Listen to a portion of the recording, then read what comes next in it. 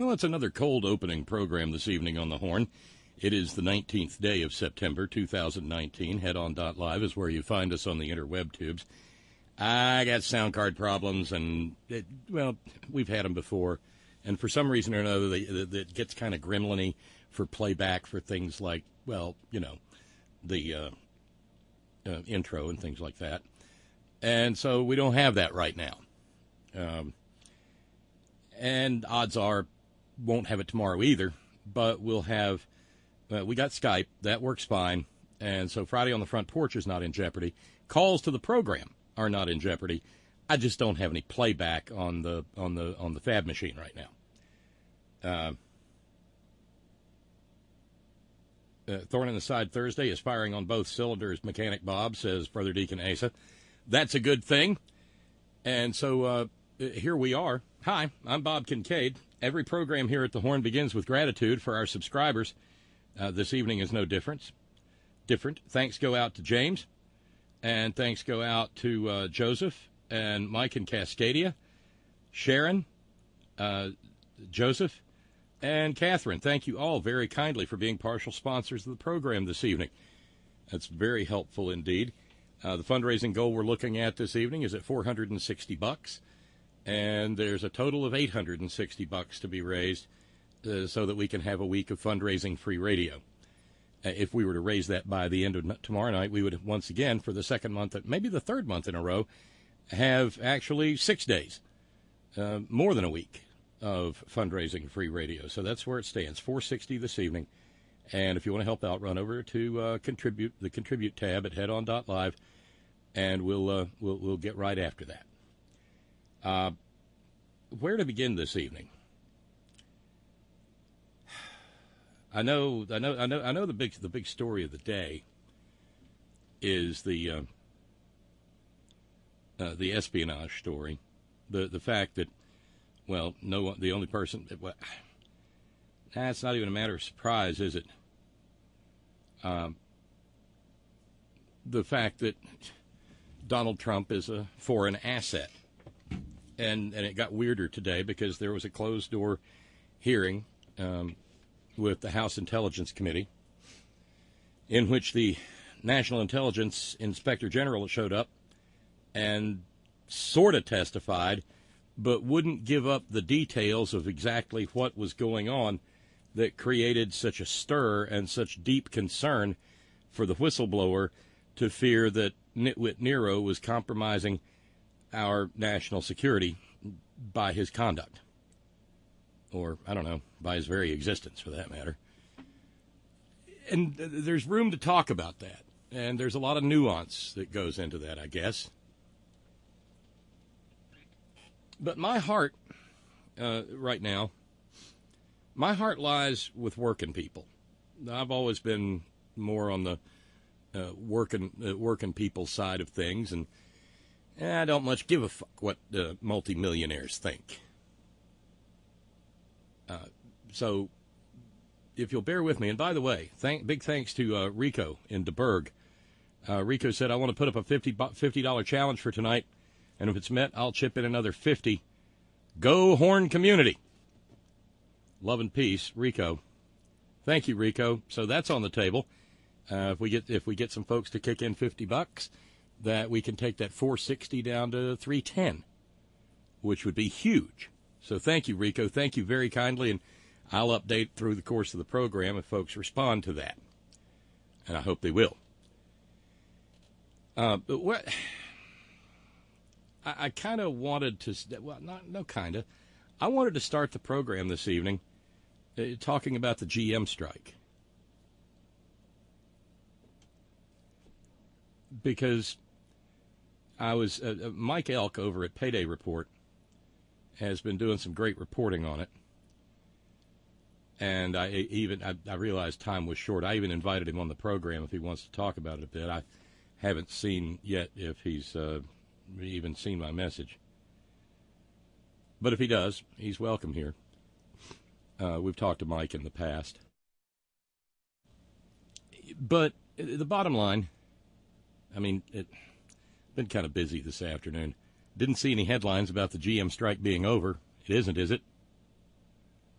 as Sparky, who has folded space to become man cave, puts it, it's going to get nasty, Bob. Well, I think it already is nasty. Because among other things, and here's why I wanted to talk about it. I've mentioned before on this program how sometimes we can't help talking about what everybody else is talking about. And the Donald Trump is a foreign asset story is what everybody is talking about. I haven't monitored every progressive broadcast today, but I monitored a lot of multi-billionaire for-profit media, and that was on the tip of everyone's tongue. And I'm not being critical. It's understandable. This is some scary shit. I mean, it's some unsettling stuff. We probably haven't. See, I'm talking about it. That's what it does. But most mornings, I wake up. My internal clock has a rooster in it, and cock-a-doodle-doo, about 10 minutes till 6. Probably has something to do with growing older. Or getting to bed at a decent hour, for that matter. But there I was at 15 till 6, 10 till 6 this morning, so I fired up the telescreen because I wanted to see what was going to consume the interest of the multimillionaires there on my filthy morning habit as they went about the business of telling us what we were supposed to think mattered. And I watched probably 2.5 out of the 3 hours. And, you know, those multimillionaires who sit around that desk there, they can't be bothered to stay on set for the whole 3 hours, which kind of baffles me.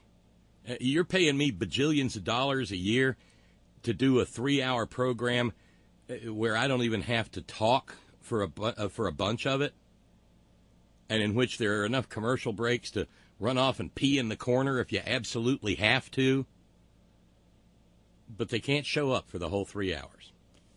So usually, with my filthy morning habit, when you get to the 8 o'clock slot, the beginning of hour 3, it's just a rerun of 6 a.m. until they get back from their Lark's Vomit canapé and caviar breakfast, or whatever it is multimillionaire media buffoons eat. But I was looking for something, and I was paying attention to something. And what I was looking for was some mention of the GM strike. Nope.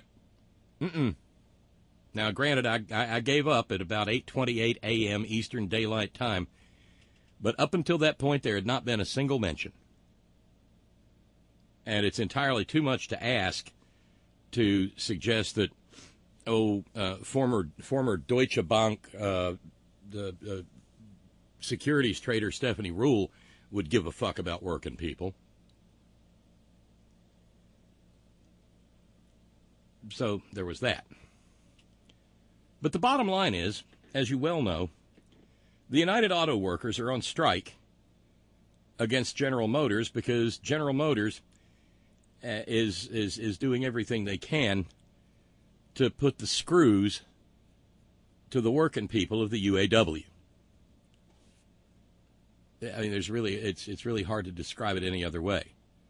We, the people, bailed out General Motors because, and I'm not complaining about that, because it would have been an economic disaster to just let General Motors die. No more Chevys, no more GMC, no more Cadillac. We lost Pontiac and Oldsmobile along the way. So that now if there is an Oldsmobile out there, it probably is your grandfather's Oldsmobile. Funny how those ad slogans can come around and bite you in the ass.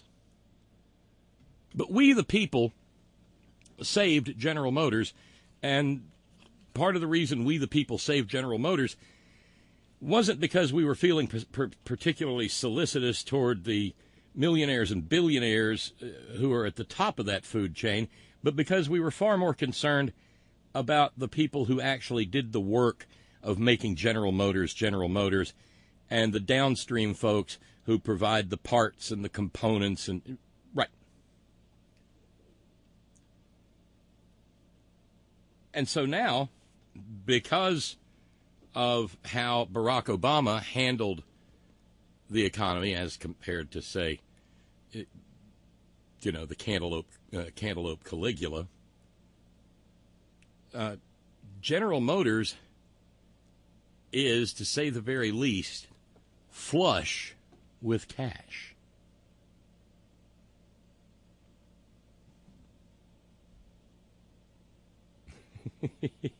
Randy in PA says, the Morning Joe Zoo Cruise, all at Panera Bread having breakfast.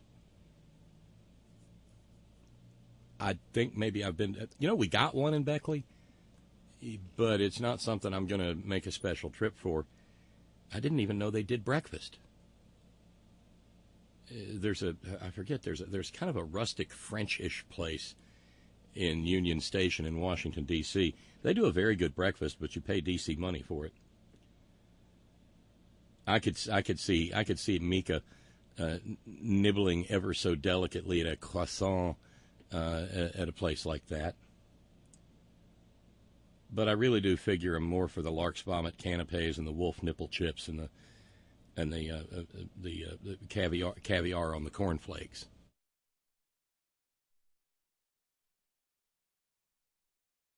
Regardless, as opposed to irregardless. It's one of those language evenings. I had a note from Brother Deacon Asa earlier who said, if I hear some asswipe say based off of one more goddamn time, I'm gonna risk going to jail over it. I understand. Being a practitioner of the art of word knowing is not easy, and some of the usages you get on any. Oh, if I hear one more person say they're going to hone in on something, ooh, I want to reach right through the telescreen and just grab them by the throat. Because I'm cranky that way. And we all know how I feel about could care less.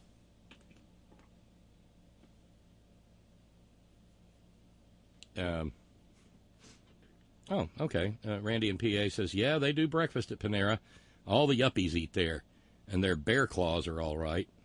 I will remember that if I'm anywhere near the Panera Bread in Beckley anytime that vaguely resembles breakfast. By the way, early arrivers in the chat room, Anatole, Jimmy, and Squeaky will be happy to greet you should you decide to wander by. And as previously mentioned, yes, longtime inveterate, indefatigable veteran chat room moderator Sparky, being a third stage guild navigator, has in fact folded space to become Man Cave. It's kind of cool in the Man Cave. As Sparky points out, they're already looking for scabs at GM facilities in Texas. And the in Texas part, also the in Tennessee part, raises another issue that perhaps we'll get to in relatively short order. But I give a lot more of a damn about what happens to working people in this country than I do what happens to a handful of billionaire hedge fund traders. Because as far as I'm concerned, they're all just Jeffrey Epsteins in waiting. They're not okay. And they're probably as up to no good as any other sociopath or psychopath.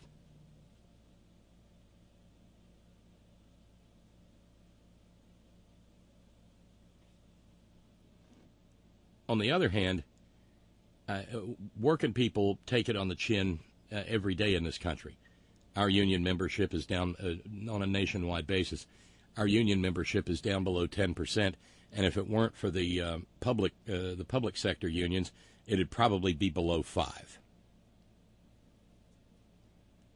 Because there has been a generations-long, well, from the moment that the National Labor Relations Act was signed into law by Franklin Delano Roosevelt, the so-called business community of this country has been at war with the idea, the very idea of organized labor. And the Taft-Hartley Act ought to be high on the list of shit we need to repeal day before yesterday, because it is pernicious and it has it has a deleterious effect on the right of working people to withhold their labor in instances in which they are not happy.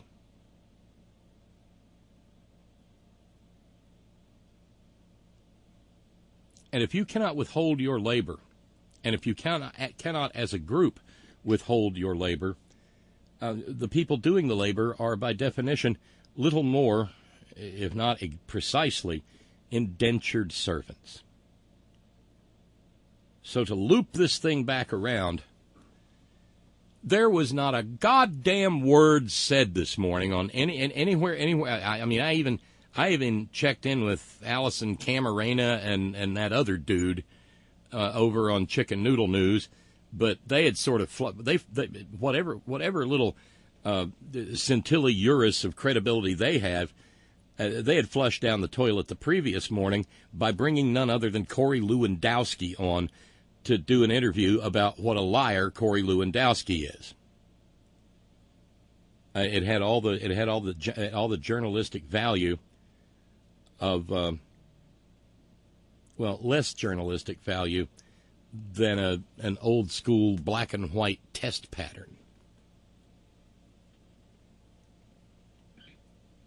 So it was crickets. The problem, though, was that there are thousands of people who are out of their health care. GM has shut them out, union auto workers, from their ability to go to the doctor when they're sick. And thanks to Mike Elk over at Payday Report, I got the opportunity to hear him interview a UAW GM worker talking about what it means to a family, to a UAW family, to have their health care canceled in the middle of their kids' chemotherapy treatment. Of course, corporations do this in America.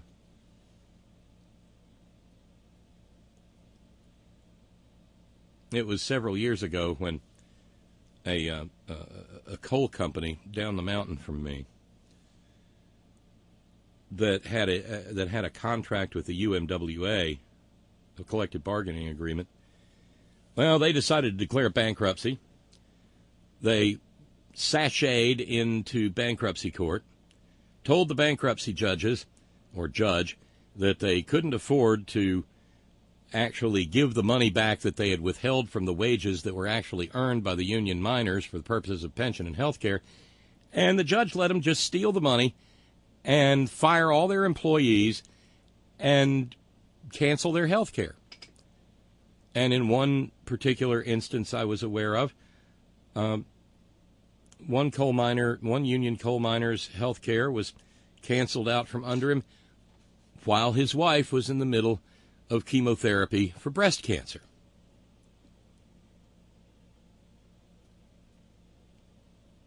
This is typical capitalist corporate behavior. This is a tactic where GM is concerned with the UAW to try to coerce and connive the UAW into bowing and scraping before General Motors and begging them to please let them come back to work for less money. GM, in the meantime, has been stockpiling parts and components. They're already using replacement workers, otherwise known as scabs. And people who desperately need their health care don't have it anymore.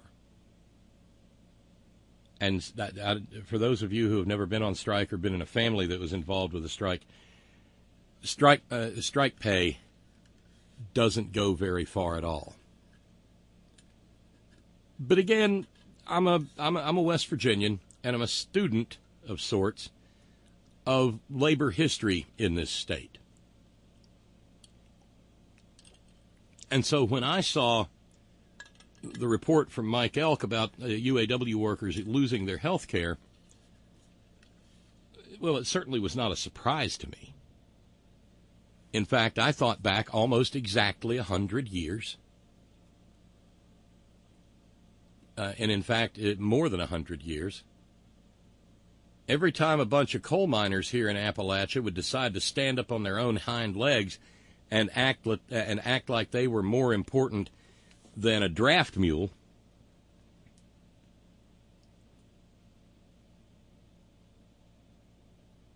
the coal companies would, because they owned, for the most part, everything around them, the first thing they would do is they would throw the striking miners out of the coal company-owned housing that they rented from the coal company at exorbitant rates while mining coal.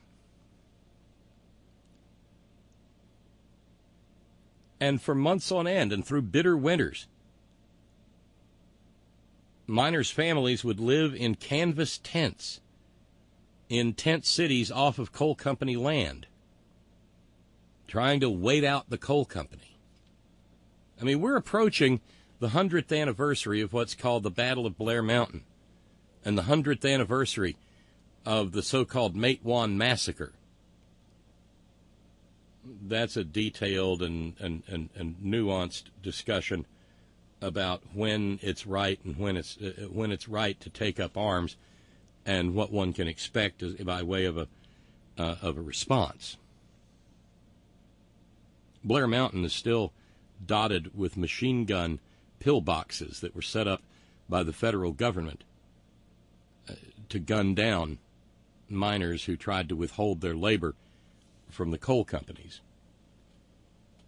And so when I saw that the UAW workers had their health care taken away from them, I immediately recognized the same corporate mindset that said, fuck them women and children, throw them out on their ass, we own those houses 100 years ago.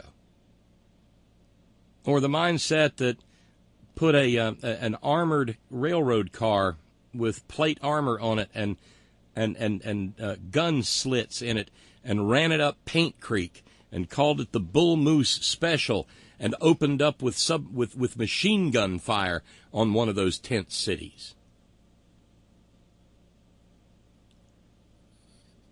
I wish this country had as much knowledge of the history of working people's struggles in this country as, say, they know about the quarterback rating of their favorite professional football team's starting quarterback, or the ERA of their favorite baseball team's best pitcher, or the lineup of who's on Dancing with the Goddamn Stars. But we don't. And I've heard for years and years and years, well, and you hear it down south in particular, well, you know, once upon a time, unions had their place. But we're past that now. Things are so much better. We don't need no union.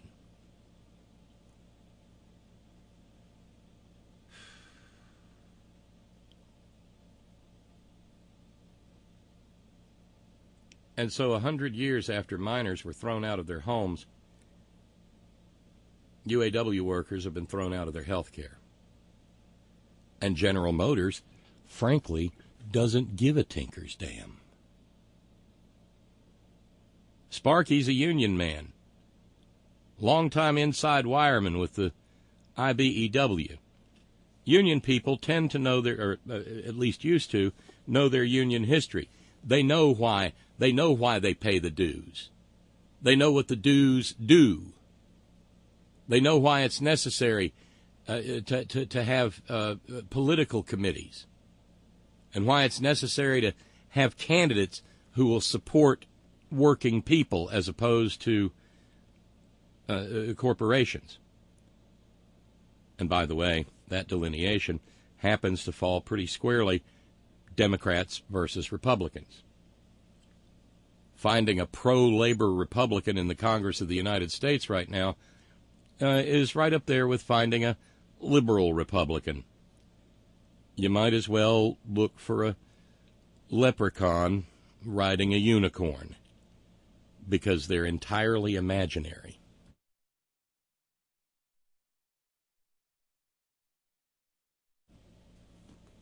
But here we are in 2019, and lo and behold, you still need a union. Badly. And so the temperature will go up on this. The bad blood will rise. And because of things like Taft-Hartley, other unions won't be able to engage in what's called wildcat action. Taft-Hartley, among other things, makes illegal sympathy strikes. Oh, it's a nasty piece of business. But tucked into all of this is an issue that I would like to hopefully put to bed. Or, well, I wish could be put to bed. We're not going to put anything to bed here because we don't have quite that much reach. Now, if everybody in this family community congregation were to act and start spreading the word, it could have an impact. And of course, we never know who's listening to the program, for that matter. But it's this. You know, back before the UAW went out on strike, during the pageant last week, if you watched it, you would have heard some milquetoast Democratic presidential candidates saying things like, "Well, I don't know if we need Medicare for all because, well, like union workers, they've worked hard for their union health care plans, and well, we wouldn't want to take those away from them because that's part of their agreements with their employers." Nah, Medicare for all wouldn't want to take health care away from anybody, especially not when employers are willing to do it before there's ever any kind of a replacement. Hi, GM.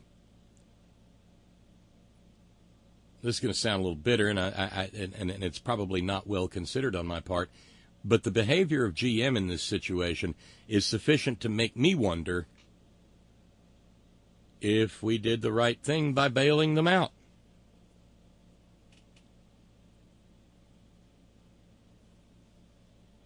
As Brother Deacon Asa puts it, corporations are people, my friend.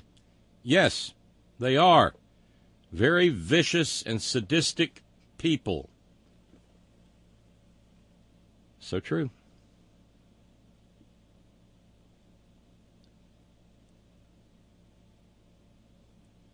So,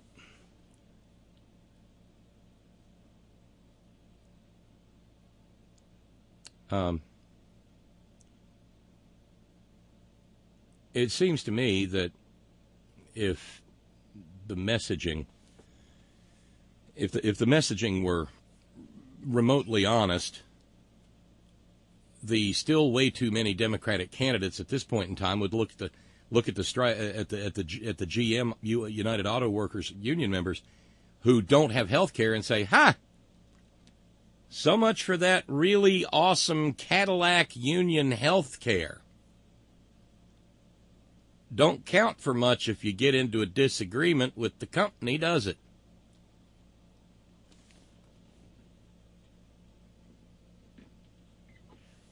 Doesn't matter for beans.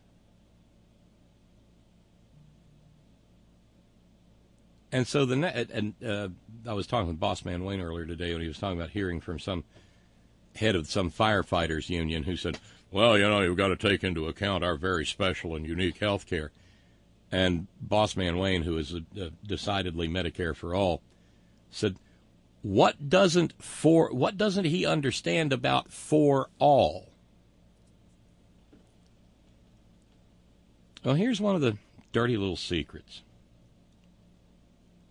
There's a big difference between the union rank and file and the caviar on cornflakes leadership of said unions.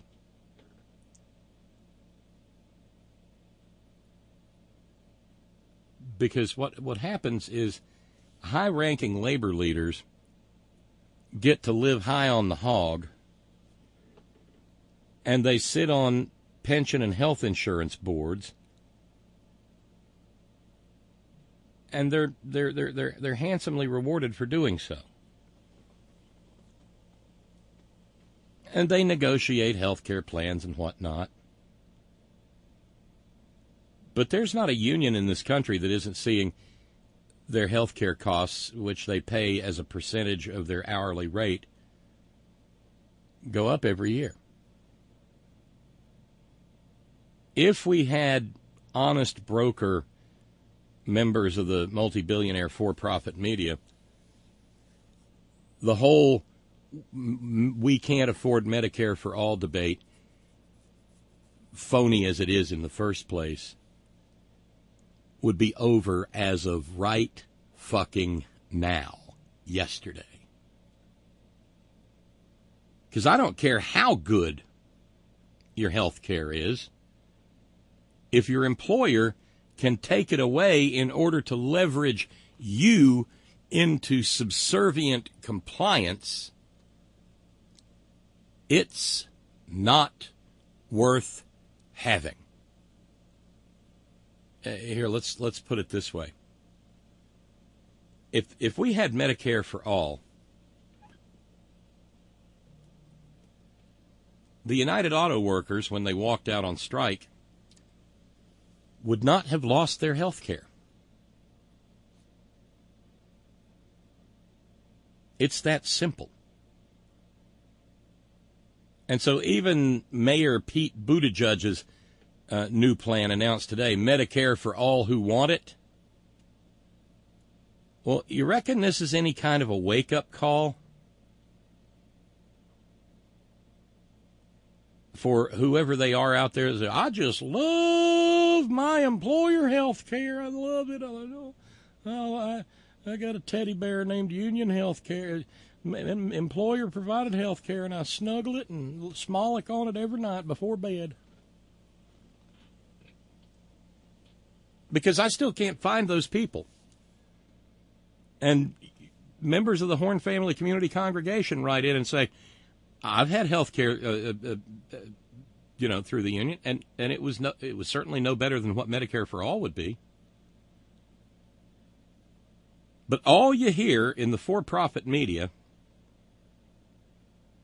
is that, we're going to take health care away from 150 bajillion, gazillion, quadrillion hard-working Americans.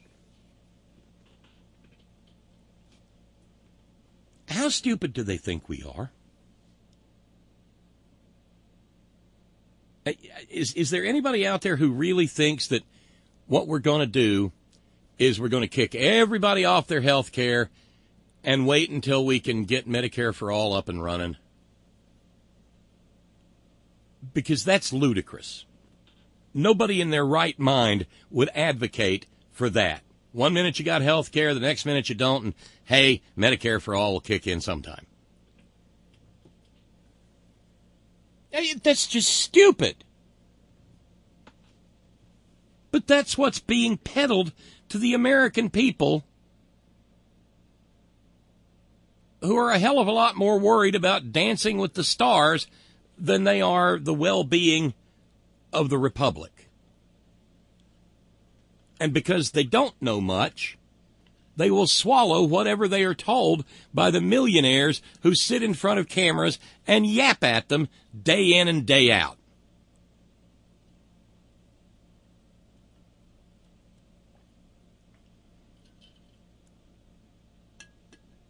Never asking for a moment, what do I have in common apart from my presence on this little planet with a millionaire. And I don't care who the millionaire is. I don't care if it's one of the millionaires over at Fox News TV Radio Rwanda or one of the millionaires at Chicken Noodle News. I think I read somewhere that Anderson Cooper's salary is like $11 million a year. Now, not to sound like an asshole or anything. Okay, well, whatever. Bob, stop telling us when you don't mean to be an asshole. We know better. If you're Anderson Cooper, maybe work for 5 years. You got 55 mil. You're paying next to none of that in taxes. Go do something. Be a sculptor. Design Vanderbilt Jeans 2.0 in memory of your loving mother.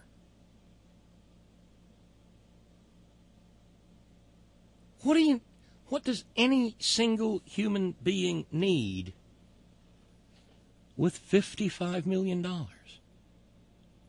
And what's more, how can anybody who's yanking down $11 million a year think that they've got a single goddamn thing in common with somebody who makes decisions about whether to buy food or medicine? With somebody who can't afford to send their kids to a school where they won't get shot?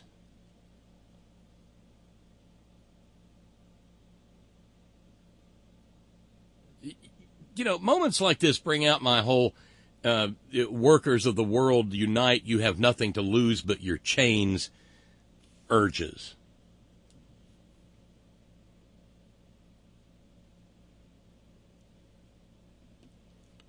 And then there's the other question. There's the other question that I alluded to earlier toward the beginning of the broadcast. In places like Murray County, Tennessee,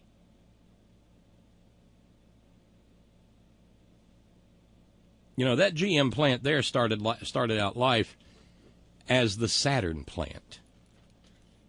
The state of Tennessee built a lovely little 4-lane spur highway from Interstate 65 over to Spring Hill.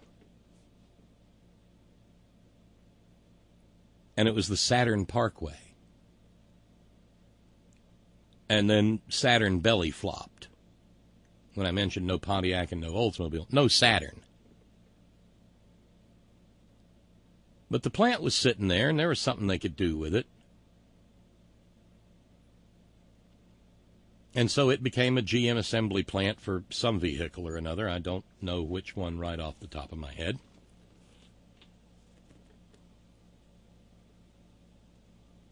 And it is peopled with folks from the surrounding region and some transplants from elsewhere.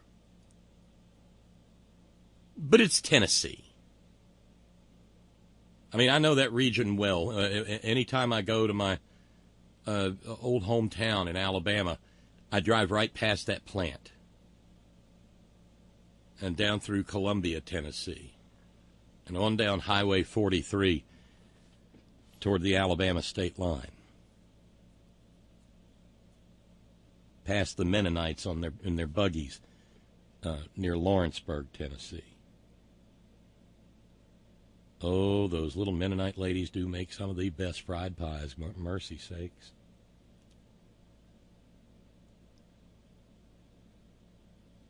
But there's an inescapable fact that you have to take into consideration, just like you have to take it into consideration here with like United Mine Workers members in West Virginia. If any less than half of those United Auto Workers members in Tennessee voted for Nitwit Nero, I would be damned well surprised. I would not be at all surprised if 75% of them voted for Nitwit Nero.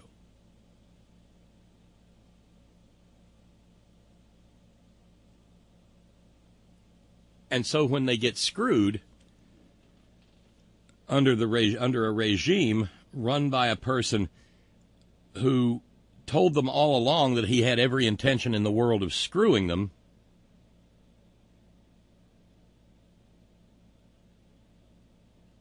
How much sympathy can you generate for that? It's like the difference between somebody who drops a sledgehammer on his big toe, smashes his big toe, and walks around with and it hurts like fuck, and walks around with a limp for a long time afterward because he's got a busted big toe. You look at that guy and go, God damn, that must have hurt when that sledgehammer fell on his big toe. On the other hand, if you've got a guy and you watch him sit down, take his shoes off, take his socks off, stand back up, put one foot up on the stoop, grab the sledgehammer, and bash his own fucking toe, how much sympathy do you have? See, I have this troublesome long memory. And part of that troublesome long memory is remembering back before he'd even secured the nomination, when Nitwit Nero was still debating low-energy Jeb and little Marco Rubio. When asked a question about the minimum wage, Chlamydia Claudius responded, American working people are already making too much money. And we don't need unions. Unions are bad for business. I mean, it's on the record. Don't take my word for it. Go out and search it. You can find it. It really happened. But a certain element of people heard him talking about Mexican rapists, and they didn't hear anything after that. They heard him talking about blocking all Muslims from coming to America till we could figure out what the hell's going on. And they didn't hear anything after that either. They only heard the dog whistles to their own ignorance and bigotry. Like here in West Virginia, the United Mine Workers just heard, Obama war on coal, Obama hates coal, Obama hates you. And they never noticed the 1990s Playboy interview where Venereal Vespasian said, I'd like to think that if I'd been born the son of a coal miner, I would have had more creativity, more imagination than to just go and be a coal miner like my dad. 'Cause he said that too. And man, they ran. They sprinted to the polls. They didn't walk. They didn't amble. They didn't shamble. They didn't crawl. Baby, they hustled to the polls to vote for somebody who hated their goddamn guts.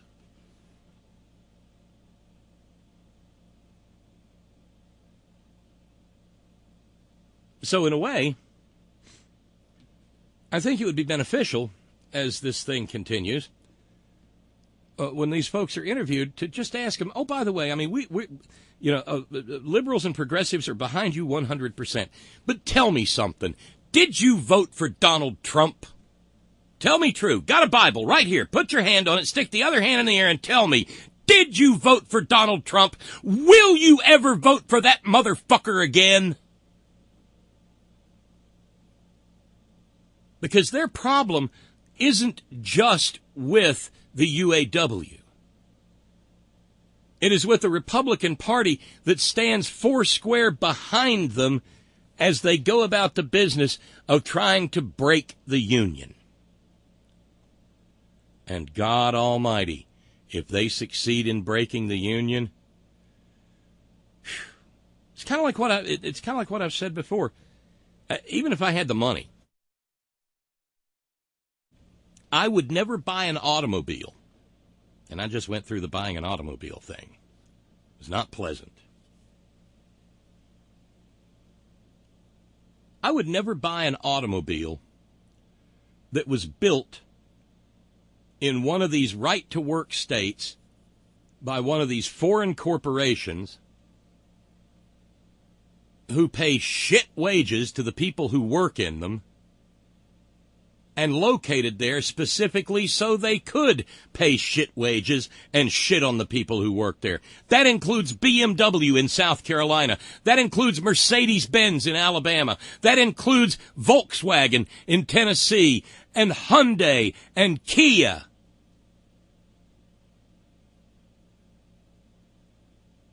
If the damn thing was built by somebody who did not have a collective bargaining agreement, I don't trust the automobile.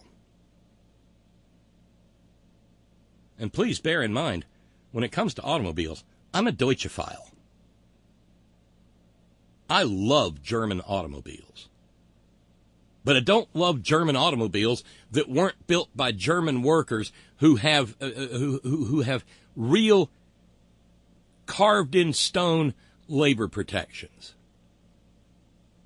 Shit, Volkswagen builds cars in Mexico and Brazil. My rusty red pickup truck from eons ago that got totaled by one of the local pillheads, I adored it, but it was assembled in Mexico. I have absolutely nothing against the Mexican people. In fact, I have a great deal of regard and respect for them. But there's only one reason that companies go places like that, and it isn't because of the degree of expertise. It is because of the opportunity to stiff workers on money. And by the way, another loop back. Would this strike be going on if we had Medicare for all? Would UAW workers be having to fight for their very lives via their health care coverage?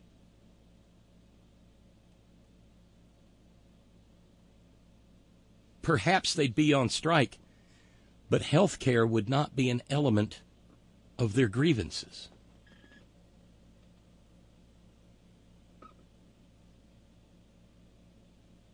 So I just thought all of this was worth bringing up, because the whole news cycle has been consumed with another story. And any time the news cycle gets consumed with a different story,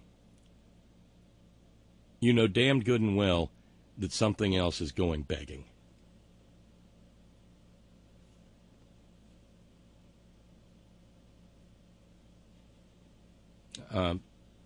Dave writes, the millionaire for-profit media types who are really hip will have banana splits topped with gold leaf and endangered species moose.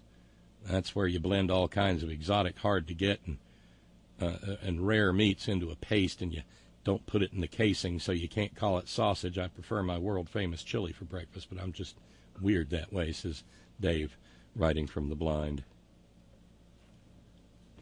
Kyle says, corporate CEOs and business owners can't allow us average American workers to have any rights when it comes to our work.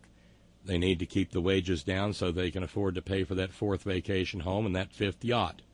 But seriously, when the hell are we going to take back the rights that we should already fucking have? And quit letting them hit us over the head and push us around. A coworker of mine recently got a job offer to work in a factory for $20 an hour, which would have been a decently substantial raise for him, and also up to 4 hours overtime per day at time and a half. So pretty good offer. However, he had to turn the job down because the job didn't offer health insurance. The fuck is so hard to figure out about this? Employers can use health insurance over the heads of employees, and they can't do a fucking thing about it. With Medicare for all, if we were like every other civilized country, my coworker could have taken the job with better compensation without hesitation. This shouldn't be so fucking difficult. And, of course, the American auto manufacturers would be far more competitive if we had Medicare for all. No problem, says Labor Man. Rush will tell him it's all Obama's fault. No shit.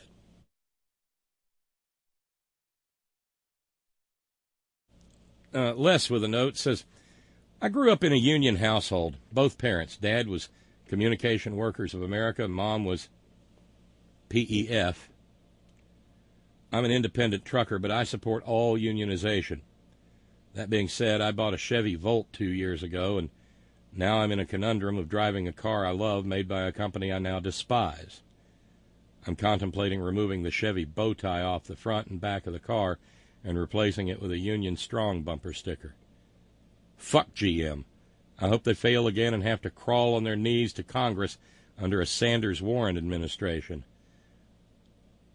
Let's really make it government motors for real. Part of the reason I bought the car I did was when I realized that it was union-built somewhere in Illinois. And so since it was union-made somewhere in Illinois, I felt like I had a fighting chance that more than half the people in that factory hadn't voted for Tangerine Tiberius.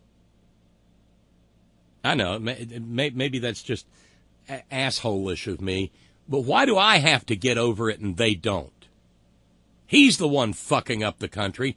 Why don't they have to apologize? Why don't they have to have their heads shaved and walk through the middle of the town square? Don't blame me. I voted for Clinton.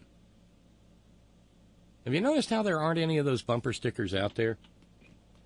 Because you'll get your tires knifed.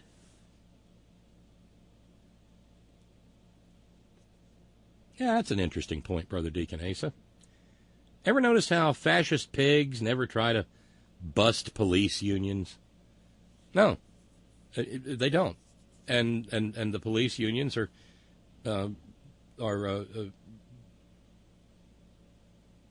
gratefully obsequious into the bargain. David in South Carolina says, auto workers. He opposed the auto bailout, too, yet auto workers voted for Donald Trump as well. Oh, yeah, he pissed and moaned and screeched and squealed about the auto bailout. And let's remember, too, that Bishop Willard Romney stood in front of a TV camera and told the whole country that he would happily let General Motors and Chrysler go straight to hell because free market.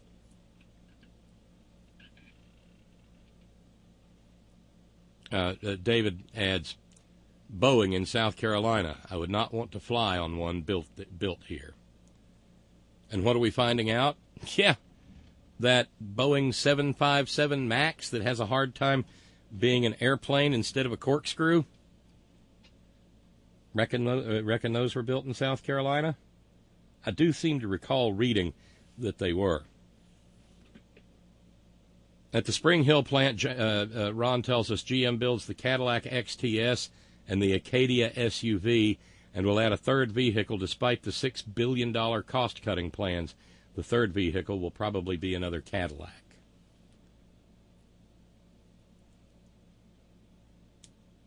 Yeah, if I had that spaceship kind of money, I would. I'd go shopping for maybe a Mercedes-Benz or a BMW or a Porsche. But I'd look them square in the eye and say, unless you can tell me this damn thing was built in Germany by German workers, I ain't touching it. You'd be surprised how many German cars that lets out of the equation.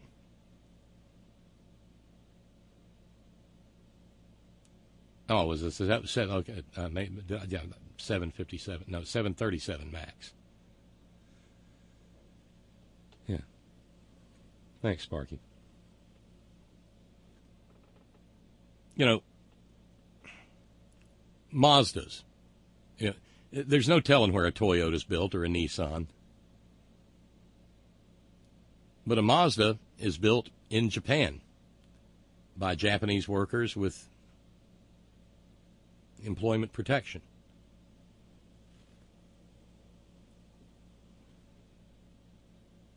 But I'm happy with what I did get.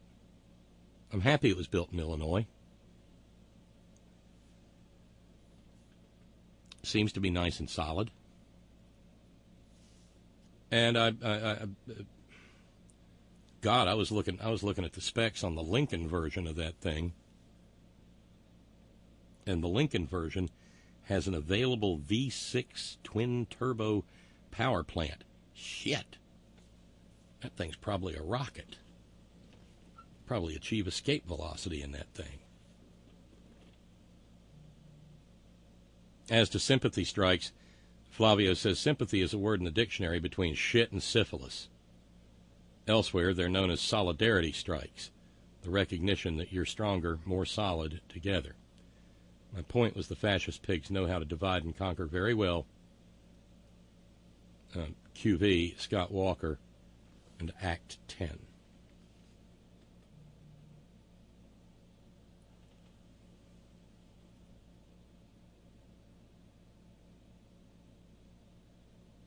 And, hey, we're almost done with the first hour of the program, and I need to send thanks out. Thanks very kindly to Samson. Thank you very kindly. And let me see here.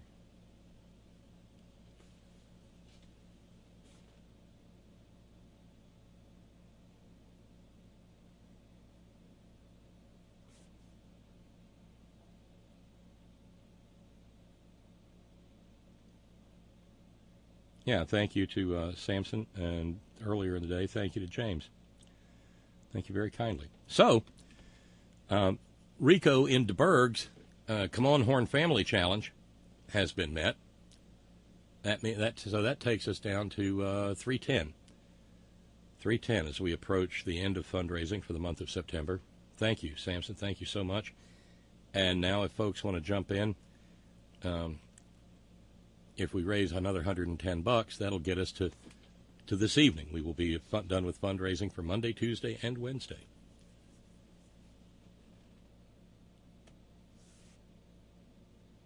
Uh-oh. Hashtag not all Mazdas, Bob. I'll be damned. The Flat Rock Assembly Plant in Michigan.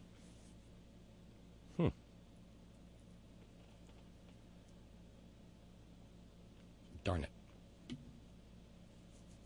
Oh well. Wonder what they're building there. I can't really spend time opening the link there. What do they build there, Brother Deacon Asa? Just so I can be on the lookout.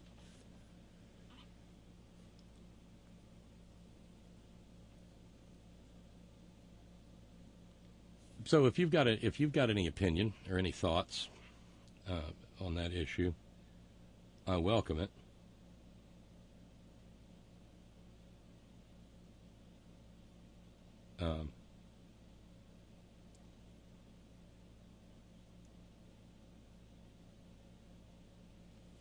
Arnold, deeply pro-labor, says GM's a pile of shit. Greatest vehicles on the road at one time. Absolutely disgraceful now. Arnold knows because Arnold can disassemble and rebuild an engine with one hand tied behind his back.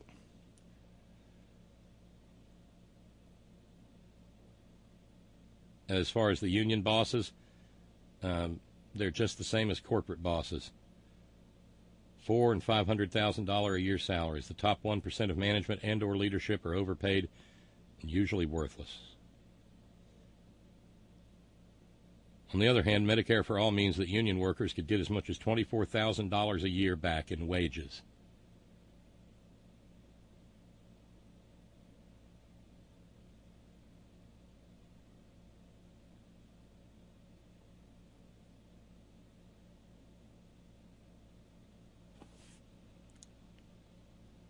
That's a lot of scratch. A whole lot indeed. Elbert says, Bob, a reporter needs to ask Dope 45 if he's ever owned an American-made car. Has he ever owned a car? Can the stupid fucker even drive? I don't recall ever seeing him drive. I mean, yeah, we've seen him in the cab of a truck pulling on an imaginary horn and saying, my mother used to say to me, you love trucks, don't you, Donald?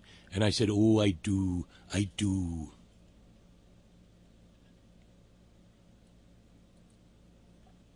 I don't recall ever seeing any reportage that says that that ignorant, intellectually disabled individual ever had an operator's license.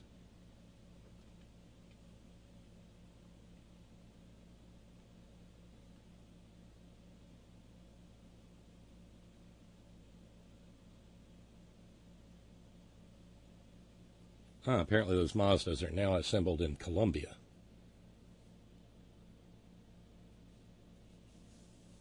Okay.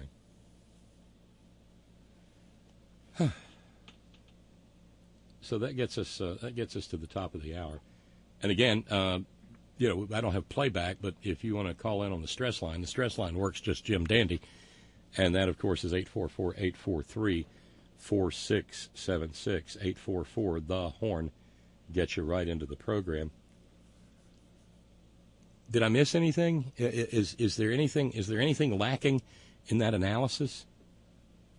Is there any way to argue that Medicare for all would not be the solution to a hell of a lot of problems? Is it structurally impossible to implement Medicare for all in such a way as to make sure that nobody loses coverage anywhere, anyhow, anyway? Because that doesn't seem like it's on a par with putting a human being on the moon. I know we can't do it now. We've lost that ability. But we did it once. We did it once a lot of times.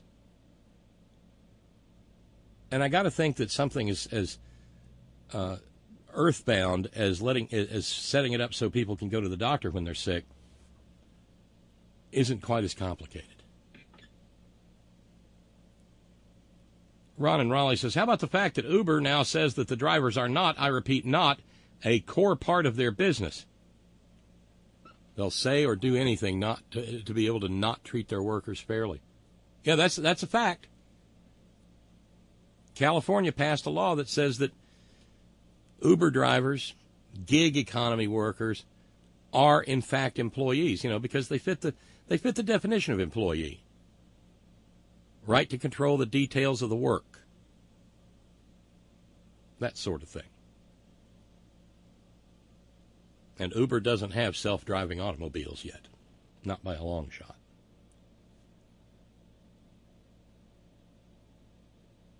So with 3:10 to go to finish the evening, let's run over and check in with Tracy. Hey, Tracy.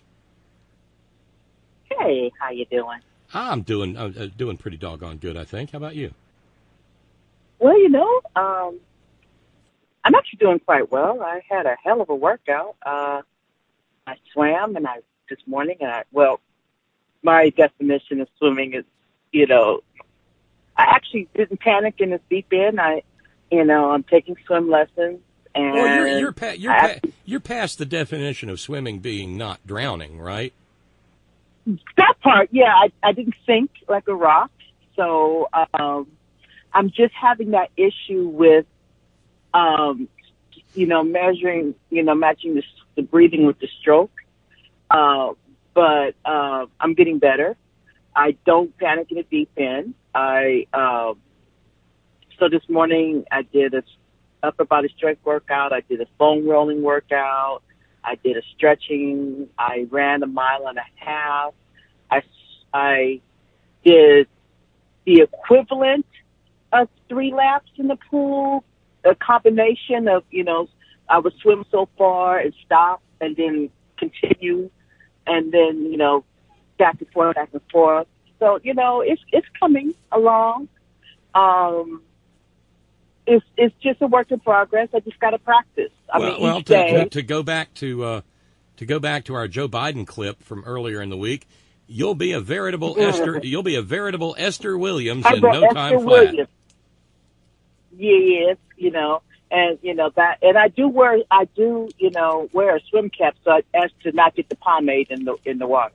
Well, I'm so glad. I didn't know you were a pomade kind of girl, but Well, actually, it's coconut oil because I do wear dreadlocks. Oh, no, we don't call them dreadlocks. We call them locks. So yes, so I have to wear coconut oil in my hair. Yeah, but that's not the same as your fop or your Dapper Dan. No, or what's this, Dax? So yeah, no, it is so not the same.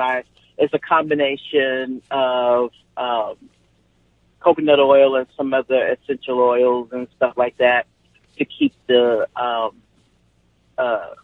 chlorine for drying my hair the fuck out of my hair, and some swim conditioning spray and stuff like that. It's a process. It is a fucking process because I don't want my hair to dry out because it will really fuck up black hair. Well, chlorine will fuck up anybody's hair, but my hair in particular. So yeah, So no, but I'm getting into a routine. So I'm beginning to really enjoy the swimming, and I'm trying. This is kind of like the first kind of full week of swimming that I've done. So I'm looking forward to seeing if there's going to be any significant weight loss, because tomorrow is a weigh-in day, so we shall see. So I'm listening. I was listening to you earlier about the GM thing. And speaking of things that the millionaire media groups are saying, has anybody covered the fact that Jeff Bezos cut the medical benefits for his part-time workers at Whole Foods? I saw that. I hadn't touched upon it. Yeah, that part too. And that was one of the big things for a lot of people who worked at Whole Foods.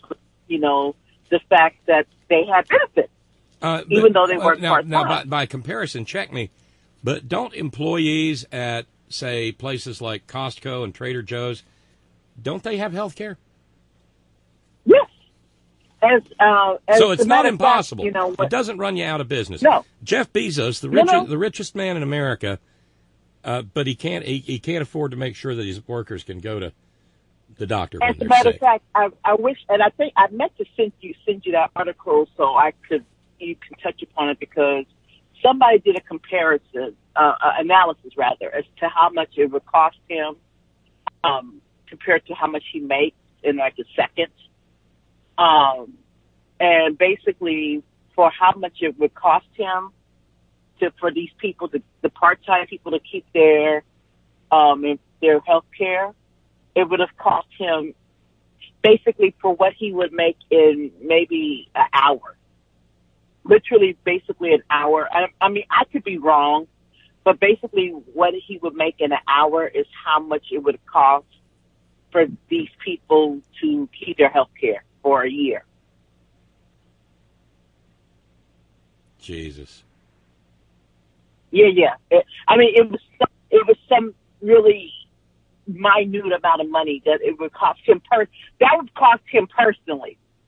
And then also the article reminded us that he pays no money in income tax, his corporation or whatever. That part too. Jesus. Yeah. And you know what? If we wanted to, we the people could have a government that would stop that shit. That part too. It can be done. It can be done. And it's because it really, because see, before Jeff Bezos bought Whole Foods, it was considered one of the, even though who owned it before? Wasn't he a libertarian asshole? But even with being a libertarian asshole, he did take care of his employees, for what I understood. Right. I know who you're. Yeah, but I can't come. Right.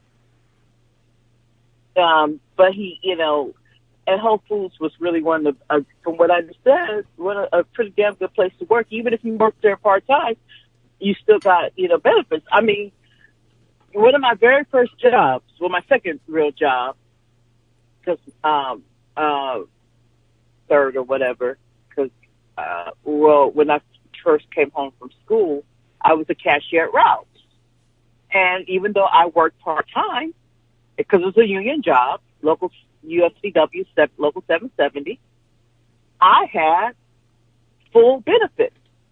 When I was pregnant with with Alex, you know how much it cost me to when I had Alex at the hospital? And I was in the hospital not for 1, but 2, but 3 days after I had Alex.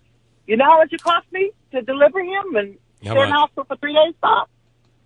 $0, Bob. 0. Nothing. You know how much my prescriptions would cost me when I have to go and get a prescription, Bob? Is that another nothing? $2, Bob. Damn. $2. That was for my prescription. Now, granted, that was 30 some odd years ago, but I mean, and copay that actually goes to the doctor, Bob? Oh yeah, that was no copay to go to the doctor. Dental, no copay, unless it was something really crazy, that, but for checkups, fillings, stuff like that, no copay. Vision. That's another thing that goes away with the advent of Ronald Reagan. One of these days we really should dig him up and scatter his bones to the four corners of the empire. Well, that because I keep trying to remind people. Because I was talking to, my young charge, Will. We go over California history every so often, and I was telling him about how, and even his mother didn't know why would she have to know this? Because, she grew up with money, and there's no ding on her because she's a really good person. She didn't even know because, her parents paid for her to go to school, so she didn't even know that once upon a time before Ronald Reagan, if you're a California resident, yeah, you go to a UC or Cal State, free. Yep. Oh, I'm sorry, was I yelling? No, but that's another thing. That's another thing Ronald Reagan destroyed. Mm-hmm. And he was Governor Reagan. So yeah, that part. Well, hey, I want you to know that you got fan mail. Darlene, already? Yeah, Darlene in Connecticut, of course, a founding member of Queen Tracy's charter member of the Reverse Oreo Society, said, "I think it's fantastic what Tracy's accomplishing with her exercising and physicality. It's clear she's a physically powerful woman with a great deal of endurance. I wish I could do a quarter of what she's doing. Good on you, Tracy. Keep on trucking." Thank you, Darlene. You know what? I am my goal, I mean, if I make it, hopefully I will. And I just may make it because at this point, I will see by Friday how much I weigh. But Bob, if things go as they have been going, I just may end the year. I might end 2019 under 200 pounds. It just may happen. It may. That would be the first. I don't remember the last time I was in the 200 pounds. It's been so long. I don't remember the last time I was in the 200 pounds. I do not. I cannot. Yesterday, I went. Two friends of mine had an impromptu wedding, and Jan and I went. Their story is really sweet. They met. One of them was actually married to somebody else when they met. Cute, but it was more of a marriage of convenience. But Jan and I, it was so funny when they met. They came to a party. And when Jan and I saw them, we saw a spark, and I'm like, ooh. We knew that there was something there before they knew that there was something there, and that was 5 years ago. And pretty much they got married 5 years, almost like 5 years to the day when they first met, yesterday. And so, and when and here's the thing: the good news is the woman that the other girl was married to, she actually helped throw the wedding. So they're all still friends. Me personally, I don't know. if I would be that chill if my ex-wife was marrying somebody else and she got involved with another woman while she was still married to me. I don't know if I would be that chill, but whatever. But anywho, it was a sweet ceremony, but Nice. it was just it was just beautiful to see two black women celebrate black love. Yes, I'm married to a white woman, yes, but it was just wonderful to see black love because I don't see black love celebrated that often. So, and especially black queer love. So it was a very cute ceremony, and I really, really enjoyed it. I can't remember and I was actually, Wait. I can't remember the last time I heard it. It must have been because I can't remember the last time I heard you use the word cute. I don't use that word often. No, I don't. So yeah, so it was very sweet, and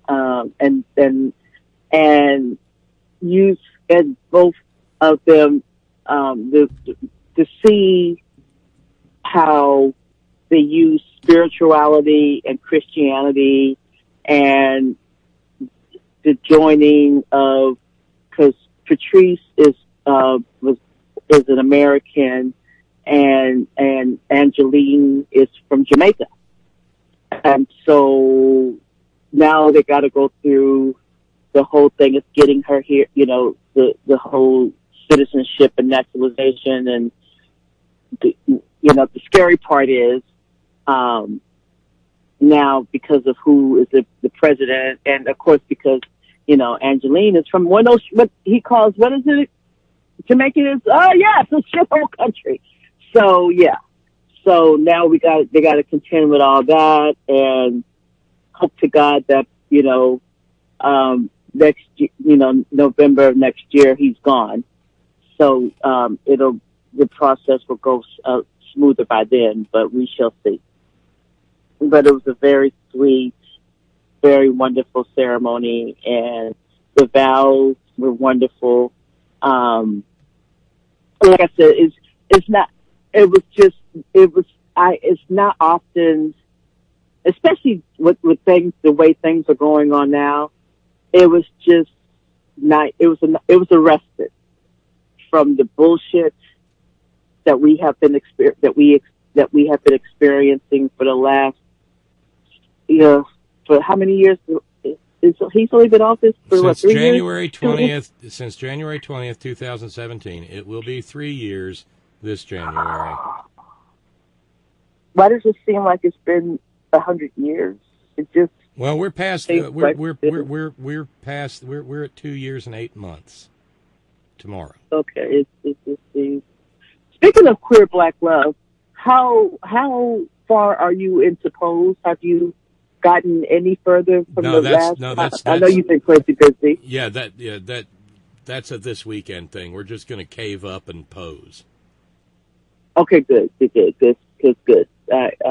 I need because I everybody. One thing, all my friends we do a lot of our viewing toward the end of our day, and okay, and when we watched the first season, we did that in one long binge on a Sunday, so that we were okay by bedtime.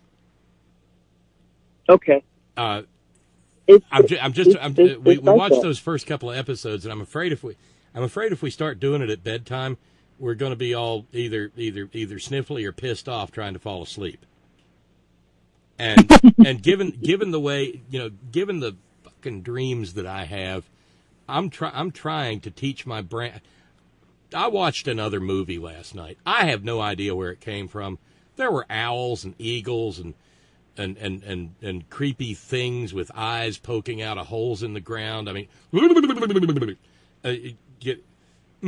so you see my point. Okay. Yeah, no, we can't. No. We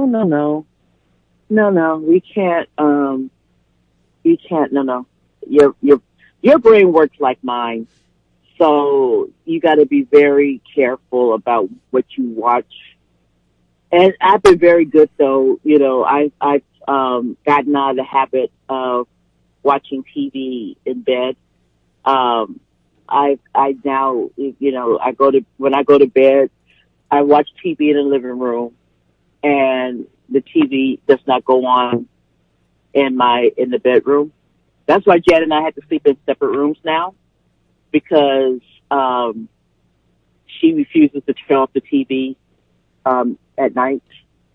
So, and besides, I'm up at 3:30, 4 o'clock. So, like when I text you knowing that you're up at 6 a.m. 4 to 6 a.m. East Coast time, I'm awake at the same time on the West Coast, and you sit and you're like, "What the fuck are you doing awake?" And I'm like, "Because I'm awake." And so, because I'm usually at the gym, by 5 a.m. Yeah. My time. And, so it's, so I just go to bed because the last week, and I noticed because last week I was having such a kind of a fucked up week, and I was falling asleep with the TV on. I was falling asleep on the couch with the TV on, and then I was falling asleep with the TV on in the bedroom, and I was having fucked up dreams. And I'm like, So I realized that I'm like, see, when I just go to bed and turn off, no TV, just get up and go to bed, I don't have fucked up crazy ass dreams. I just go to sleep.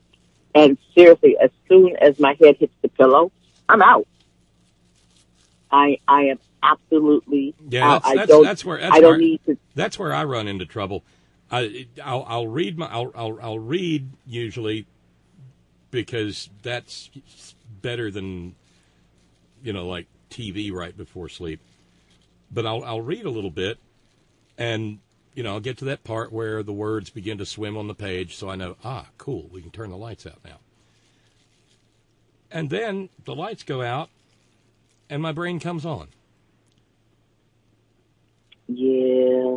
It's not insomnia per se, because I'll go to sleep, but damnation, the dreams. And they're not necessarily nightmares. They're seldom nightmares. They're just way too fucking interesting. And so, they're not nightmares either. They're just strange, and it's like they're like watching a damn movie. Yeah, that's what I call them. And I call them mind movies. And I told Agnes, I said, it's not just that I'm sitting there watching the mind movie. My brain is generating a dream, and some other part of my brain is thinking about the dream that my brain is generating. So there's like 2 or 3 layers of aggravation going on.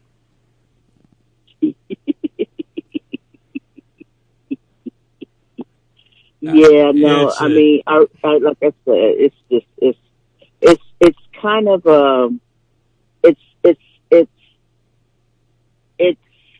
it's when you're smart, like you are, and I'm not saying that I'm as smart as you are. Well, I don't know, but when you have a lot that you think of, and you're because you have a lot that you think of, and I have a lot I think about, and so it's hard to, because your brain is constantly going. And so when you kind of try to shut your brain off, you can't. Well, it's as much as I like the work that Lawrence does on MSNBC, I can't do it because I'll be laying there, front leg stagging, not pull, frazzle, lacking,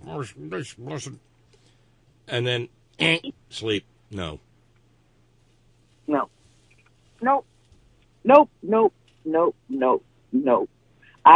Like I said, my day to day, I'm just trying desperately not to kill people, and I'm trying not to,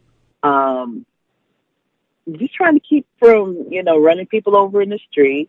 Yesterday, it's so funny, you remember how you were talking. Did we just talk about it amongst ourselves, or did you talk about the whole Birdie thing about, how his book about when he, kept talking about ginger, and then the book was reprinted, and instead of apologizing about no, that was off air. I mean, it is what it is. I mean, I don't know if you crank it up. I don't know if you chalk it up to being an almost 80-year-old man set in his ways or whatever. The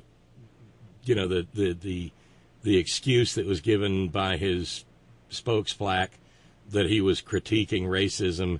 You can read the passage there, and it's like, no, that's not a critique of racism. That's a gratuitous use of that word.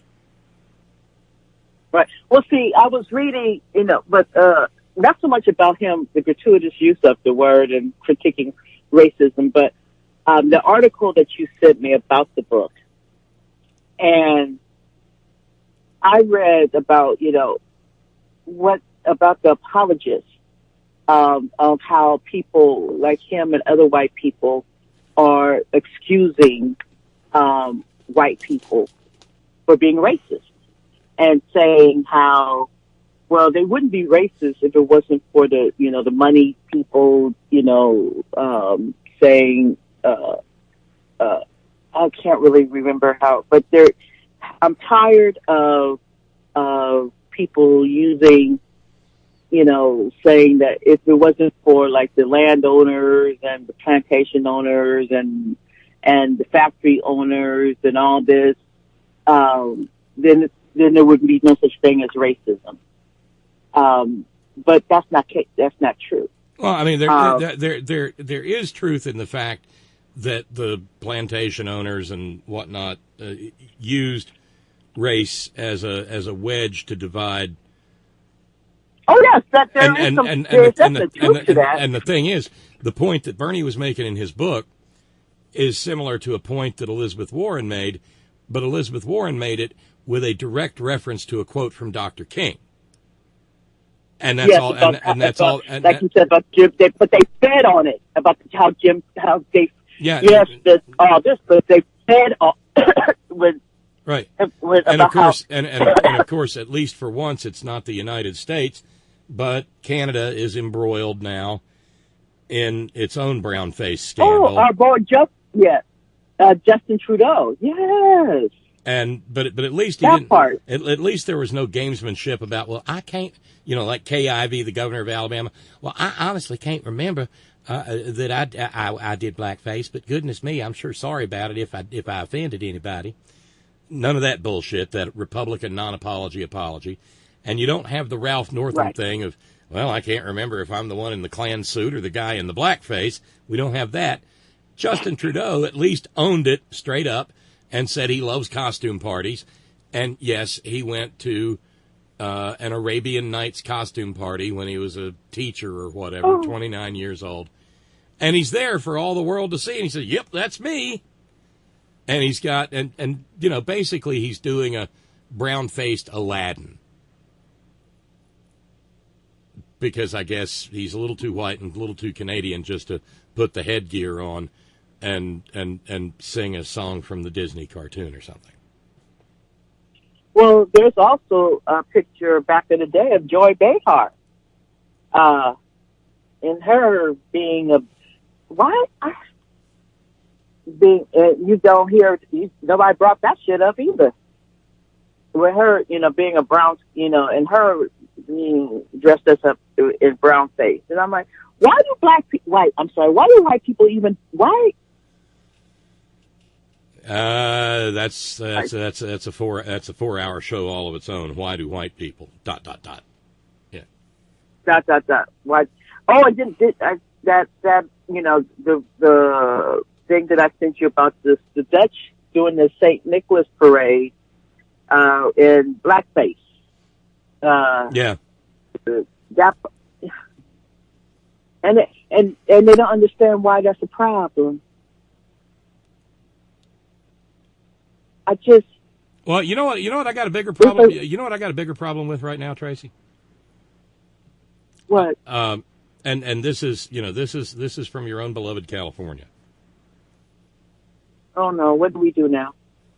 And of course, it's privileged white people. Because it's another one of those moments, with the Captain Picard meme with the "not this shit again." What? Big old Oh, demonstration. and by the way, I did know that Jesse Lee was from. I know he's from LA. I knew that. I just didn't want to claim it. But go ahead. Trying to forget it. Trying to slip that one past us, aren't you? Yeah, I know you. Look, I knew. I just didn't want to claim this monkey ass. You did not. Yeah, I called him a monkey. Yes, I did. But I didn't mean it like that. But yeah, ignorant monkey. Yeah, go ahead. Okay. I won't say anything. Well, see, as soon as I said it, I didn't mean it in the pejorative. I didn't mean it like that. But it's just, well, I didn't mean it the way that white people mean it. It's just, he's just stupid, and I just can't. Jackass. Oh, go ahead. Jackass. Ignorant motherfucker. Go ahead. That part. So the dateline on the story is California. Okay. And of course, it's a bunch. It's a bunch of mostly well-to-do, intensely privileged white folks. One of whom threw a menstrual cup full of blood onto the floor of the state assembly, screaming that was for all the babies that were being poisoned by, wait for it, vaccines.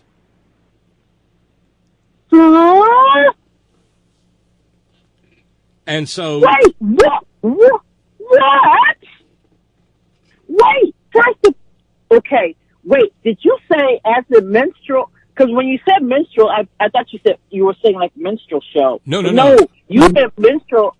You meant as in period, as in monthly, as in... How do you get a whole cup? My God! Oh, wait, time out. No.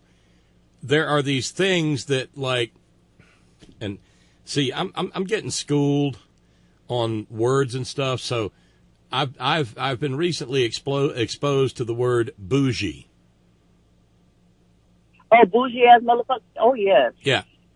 So, like, your bougie, privileged white folks, females, who want to be all sustainable and friendly to the earth, won't use pads or tampons. They use the cup. Yeah, and I don't even understand the mechanics of it. But I used to use those. Well, that's what I mean when I said she threw a cup, not as in going next to the door and saying, "Can I borrow a cup of menstrual blood?" Okay, no. Those things are. Back when I actually used those things, yes, actually. They are good, and we are on the cusp of completely fucking up dinner in the central time zone for the late diners and in the mountain time zone for the early diners. Just want to be clear on that. So one woman did that. They had to evacuate the legislative chamber, and they had to bring in the hazmat suits and all of that shit. Hazmat. Motherfucker! Cost the people of California, God only knows how much time and money. Please tell me she was arrested. I think she was probably. Isn't that considered a terrorist threat? Briefly detained, I think, maybe given a ticket. Oh shit! I love it. I just want to be a white woman. For one day. Well, I wish I could have been a white woman when I was sentenced. When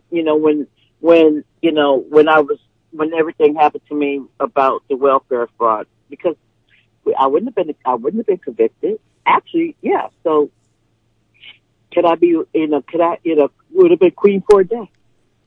Hold on, because it gets worse. Oh, and by the way, I'm reminded that we have also fucked up late breakfast in Sydney, Australia. Damn it. It gets worse because she inspired people. A whole bunch of these privileged goddamn dumber than dirt, stupid people. I mean, I can't. I can't. Anti-vaxxers, I hate them, and I don't hate anybody. I hate anti-vaxxers. I goddamn despise them. I do too. I mean, I can't. I've searched my mind, and I cannot come up with anything bad enough to happen to them. All right? I mean, just rocks falling, Warner Brothers anvils falling out of the sky. That kind of shit. I can't. Yep. So they went marching and rallied outside the governor's office. And then they marched through the corridors of the capital of the state of California. I've been to Sacramento. I actually been there. I know where they marched. I wish you did. I wish you did have a hockey puck right now, because you're not going to be all right in about a minute. As they marched through the corridors of the capital of the great state of California, these goddamn stupid motherfucking idiotic fools who would gladly set loose a fucking pandemic over their own sickening privilege, as they marched through the corridors of the capital of the great state of California, they sang, wait for it, here it comes. Don't you dare say we will not be. No, they did not say we will not be moved or we shall overcome. We shall overcome. Motherfuckers, what the?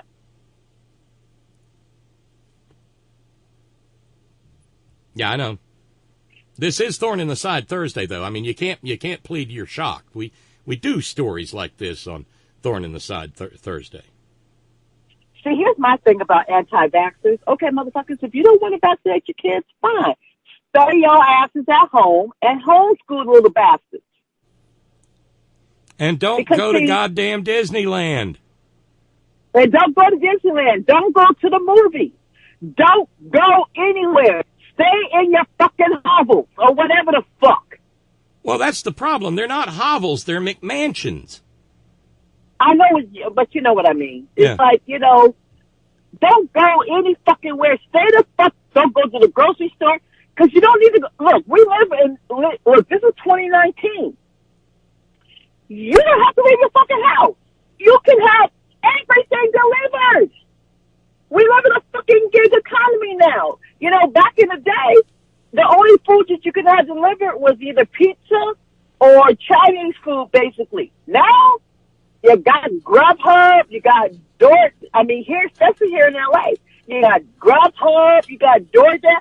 Just about every fucking restaurant that never delivered before, they don't deliver. Because they still don't have delivery service. But just about any restaurant that you can think of that that didn't deliver before, they got Grubhub, DoorDash, and whatever, Postmates. All these places. I almost feel bad because we're not even anywhere into the story. Oh no! Come on! When they weren't singing "We Shall Overcome," they were chanting, "No segregation, no discrimination, yes on education for all." Get the fuck out of here. Seriously? I'm white folks. I'm white folks, and I read that and got outraged. I mean, because immediately my little memory that has the Mind movies in it just replayed George Wallace standing in the schoolhouse door, and then it replayed all those National Guardsmen having to escort little school children into schools in Little Rock and Mississippi. And these precious little goddamn toxic snowflakes think they're the same as that? I mean, fuck them with a saguaro cactus. Look, I'm replaying in my memory banks when I was in 6th grade, pulling up at Highlander Elementary School And the white people yelling at my school bus telling me to take my black ass back to the ghetto. By the way, I didn't live in the ghetto at the time. I was living in West LA, that part. On a very nice tree-lined street in the suburbs of West Los Angeles. They carried a banner, these white women, bleached blonde, that read... Probably Botox the fuck out that with read, the implants and the fake asses. Their banner said, "This is the new civil rights movement." Oh my God. Oh my Jesus. And it did not go unnoticed. Assemblywoman Sydney Kamlager Dove, she's a Democrat from Los Angeles, said, "Hey y'all, this is borderline racist." And then she went on and said, "This is misappropriation of a movement that really is not over and proves to be challenging to overcome. The whole conversation around vaccinations is actually one about privilege and opportunity. It's a personal choice. It's a luxury to be able to have a conversation about medical exemptions and about whether or not you think your child should be vaccinated." That part. But why would you want the filthy little disease-bearing fucks in your school? Yeah, I said it. Anti-vaxxers' children are filthy little disease-bearing fucks.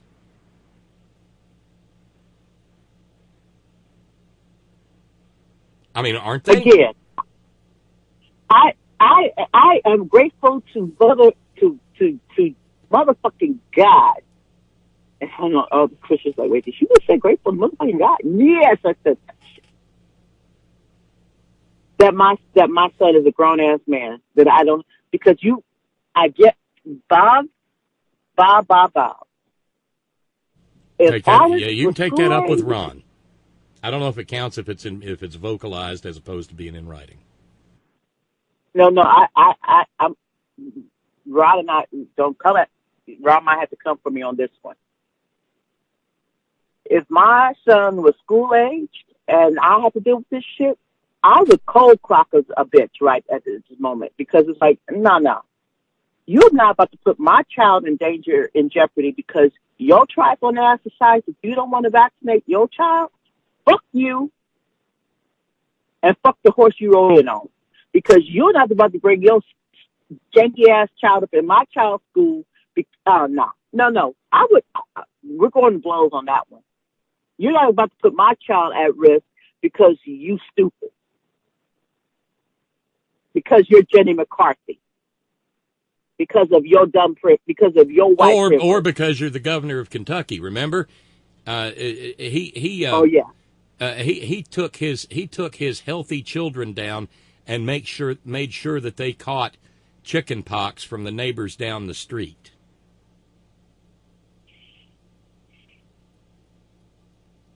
If that had been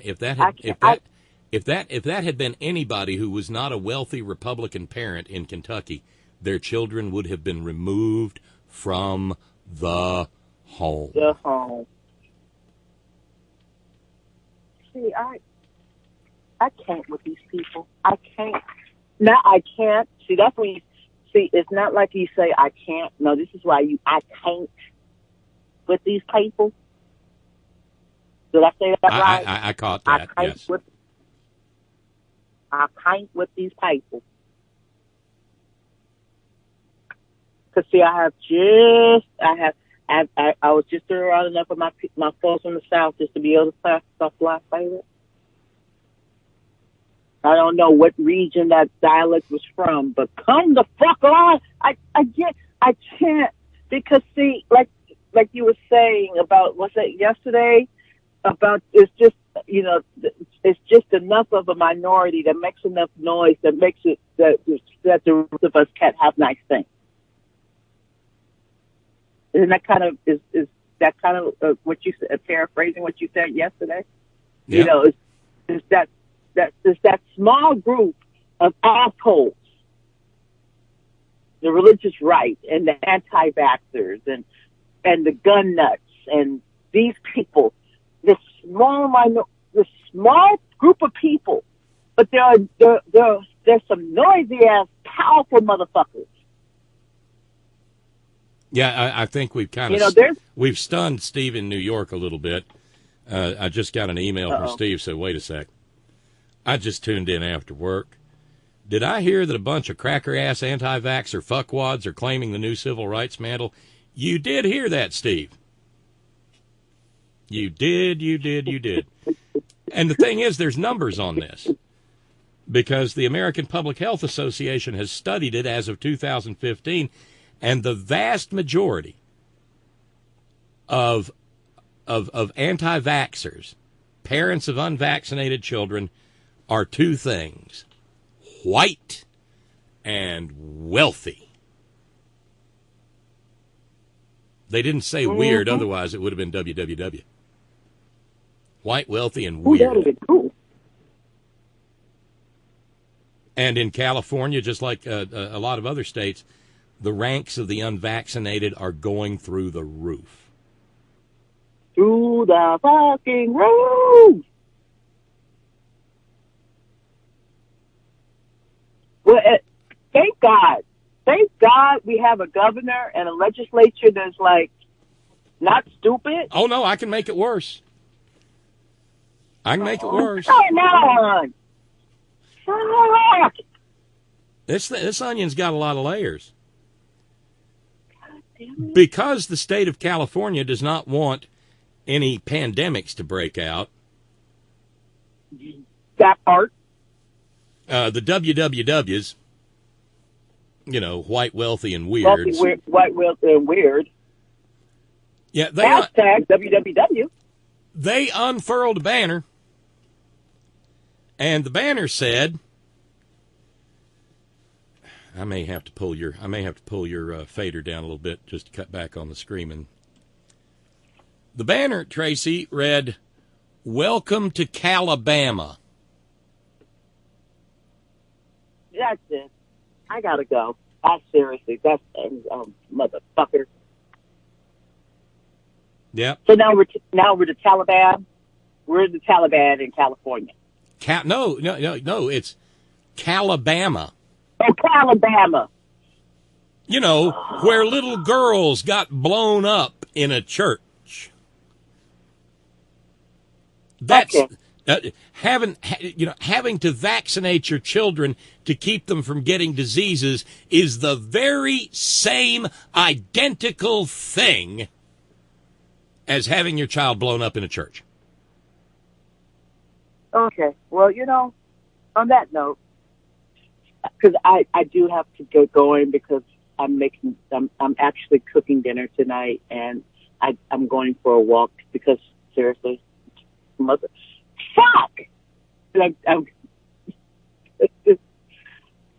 See, this is less than. I need to. Less than. Okay. I hope Michael Harriet, because see, this is one of those. But see, I think he's taking a break because I think he's writing a book. So somebody from the root has to pick this up because see, they're going to have a field day with that shit. And I hope there's a leader of this bitch. These bunch, whatever. Because this is some crazy ass shit. You know I suck at California geography, right? Yeah. So ask me what? Where's this? Where's the? Are these bitches? Where are they congregating? The OC or where? Where is El Cajon? El Cajon is San Diego County. Well, nearly 70% of the students there are white, and less than 5% of the 300 students have all their vaccinations. Say that what? How much? Less than 5% of the 300 plus students at Valiant Academy of El Cajon, California, less than 5% of the students there have their vaccinations. Okay, 5%. And see, it extends beyond the kids themselves. Because as we found out in recent measles outbreaks, if you were vaccinated a bajillion years ago. Like you and I? Well, mine didn't take. I got the measles. That's right. But if you were vaccinated a bunch of years ago, you may not be immune anymore. And so one of those germ-infested, filthy little anti-vaxxer kids, who, by the way, are blameless because it's not like they can say, "Mommy, I'll be back in a minute. I'm going to go play with my buddy," and sneak off and get their vaccines. But those little unvaccinateds, if it breaks out, they can get a whole shit ton of people sick. I mean, there's a lot of things I could say that I'm not gonna say because it's best I not say them. But you know, when WWW mommy with her new civil rights movement T-shirt, when her refusal to vaccinate her kids gets some adults sick and dead, what do people get to do to her? That part.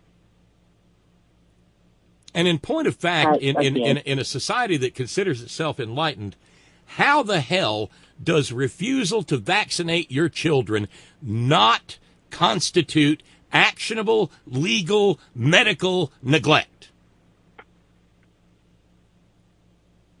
Because I have seen that. I have seen that shit happen.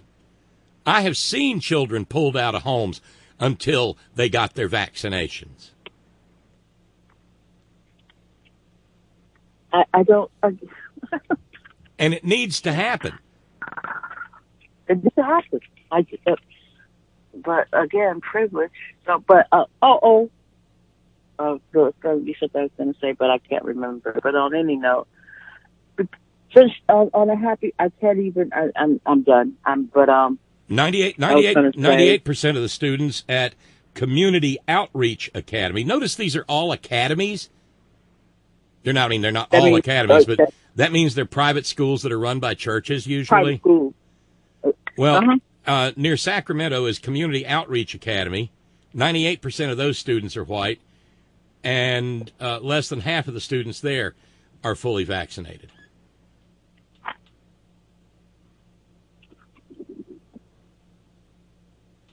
And by the way, the woman who threw the menstrual blood, she's facing charges of simple misdemeanor assault.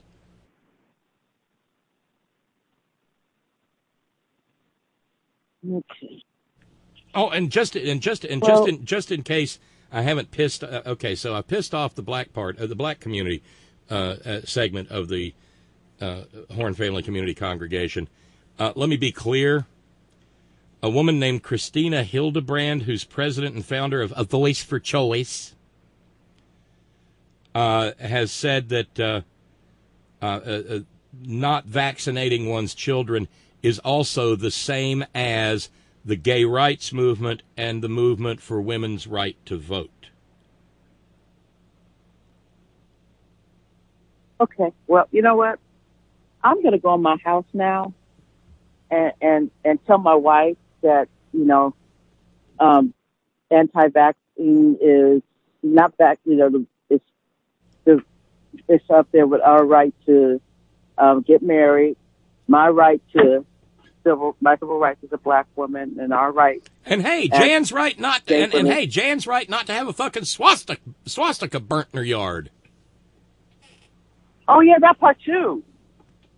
And my right, my right to have a biracial child. And it gets worse. When the arrest started, a Republican member of the assembly by the name of Devin Mathis, who is from Visalia, he said it was the same thing as parents being separated from children at the border. Then some of these assholes put on red capes and white hats as though being asked not to make the rest of the state sick is the same as being in The Handmaid's Tale. Okay. Oh, okay. Okay. Because I'm walking, I'm going in my house, and I'm going to hang up the phone now because I can't with you right now. I know we're fresh. I know you just can't. Just can't. I'm fresh out of Fox right now. I'm fresh out of Fox. Well, if you right see now. some, if you see some bleach blonde, Botoxed up, wealthy looking Fake white woman collagen. wearing a T-shirt that says "New Civil Rights Movement" or "Our Voice, Our Choice" or something like that, and she's not, and she's, well, you know, you. No, just remember, you don't slap John Voight either, but you are free to go up and look at her and say, "Madam, you are an idiot. You do not belong in polite society." You think you're a disease-ridden child. You know what? I am gone. I love you guys. Enjoy dinner. It's orange muffy and roasted Brussels sprouts. Have a good night, Tracy. I'm gone. Bye now. The one and only Tracy, the lady cab driver. I don't, of all the problems we have in West Virginia, that's the one we don't. We're one of the most vaccinated states in the Union. Now, it doesn't help much when it comes to having our little children be poisoned with, silica dust and stuff before they're even born. But at least we get our vaccines. God almighty. Steve in New York just simply said, "I'm turning in my white card." Jack in Shreveport says, "New civil rights movement." Jack says, "My puck popped out." Shot it right across the room, Jack did. That's what the duct tape's for, Jack. David in South Carolina says, pandemic? So now we can have a pandemic and people will not have health care. That's going to work real good.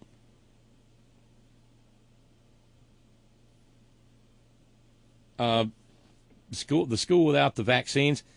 Is this a goddess of irony moment? Jack wants to know. El Cajon. Isn't Cajones balls? Always got to have some kind of kinky name.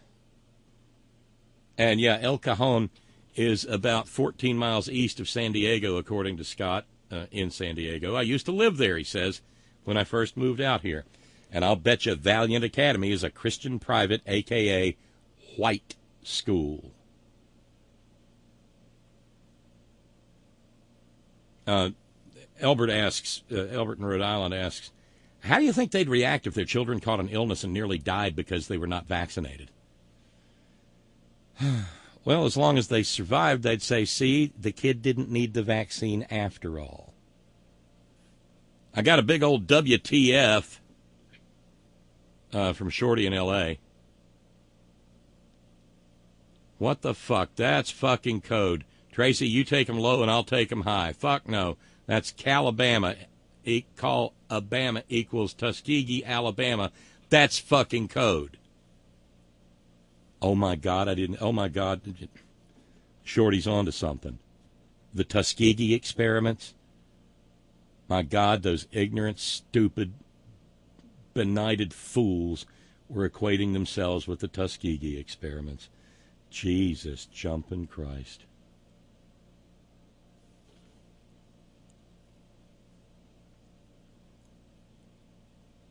It's against the law in this country to knowingly pass a disease, Shorty adds.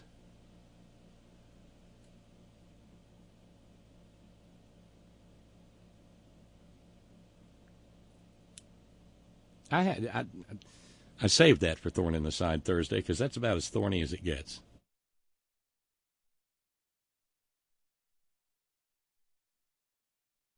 God-damned ignorant fools. Oh, and I have thanks to send out. Thanks very kindly to Kat in Ohio. That takes us down to 260. And thanks very kindly to Ralphs up in Wisconsin.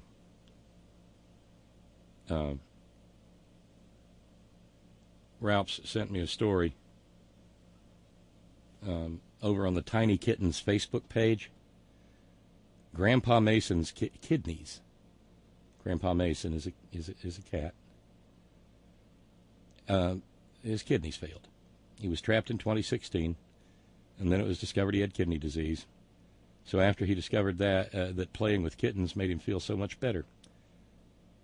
I watched the video. It's charming. Ralph says he's spending his last day surrounded by his kittens, and he'll cross the Rainbow Bridge tonight. Oh. And in honor of Grandpa Mason, Ralph says, I'll kick in $20.16. If anyone else wants to do that, it would be great. I guess you'll have to do some ciphering. So, yeah, that takes us down to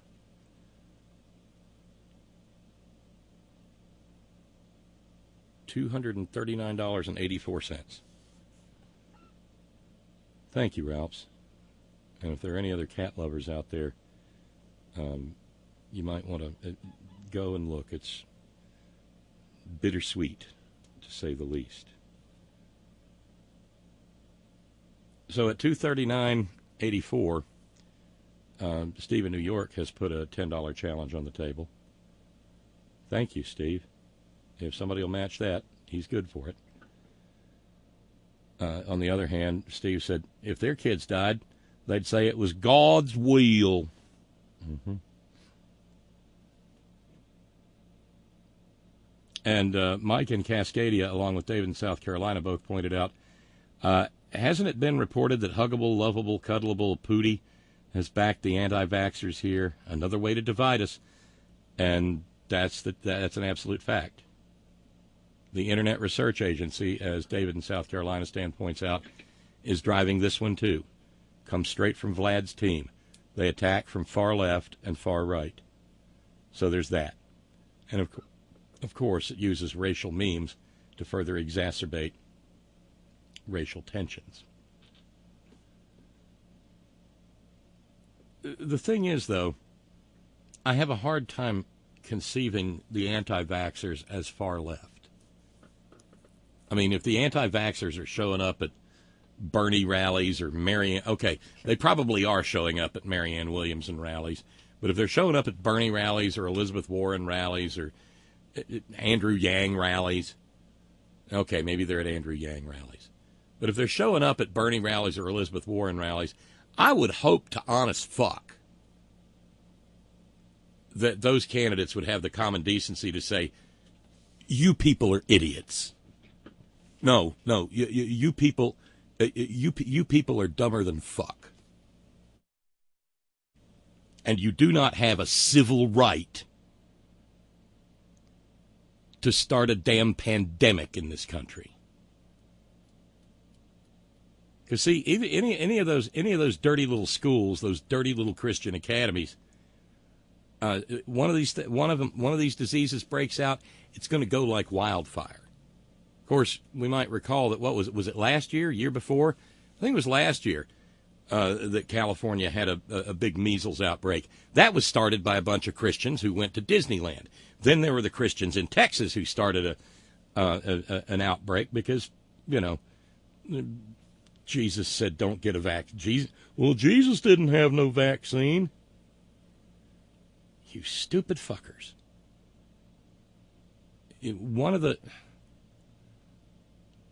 I guess they're too stupid to comprehend, for instance, that from the moment a baby is newborn, the first thing that expresses from a mother's breast is called colostrum.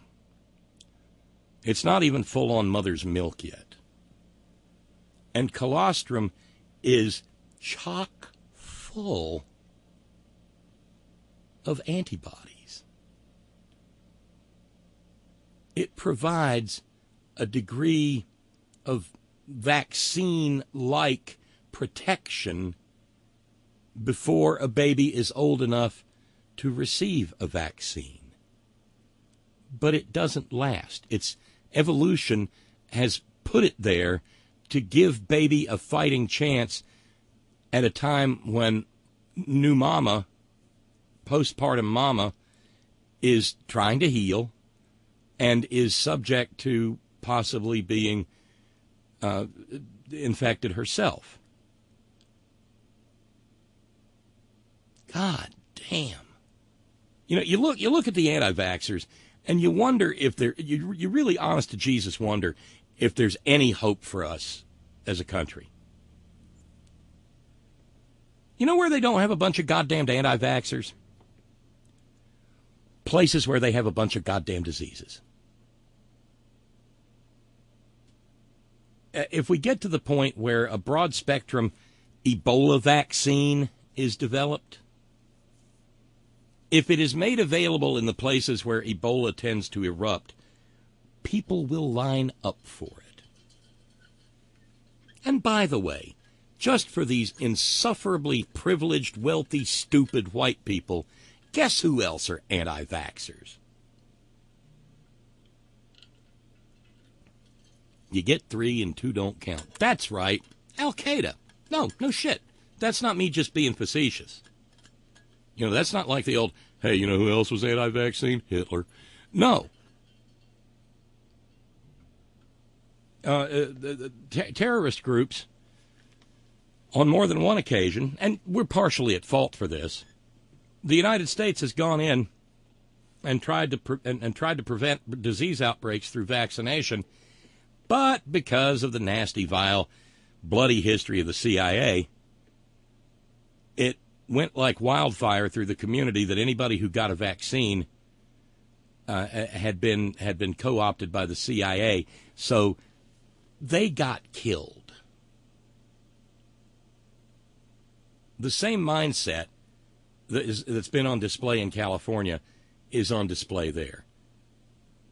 David in South Carolina refers to them as the unicorn left, as a better description. I don't even like applying the term left to them.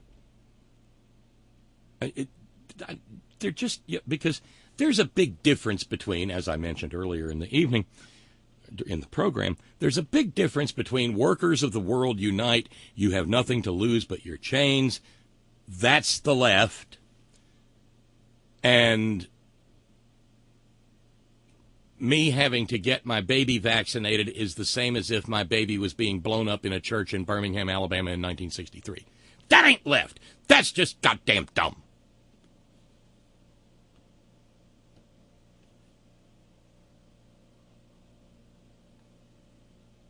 Subject line, you people are dumber than fuck. Scott in San Diego says, they wear it as a badge of honor, Bob. One person's dumber than fuck is another person's differently informed. Oh, yeah, well, that's the same thing as alternative facts. And so it goes, says Scott in San Diego.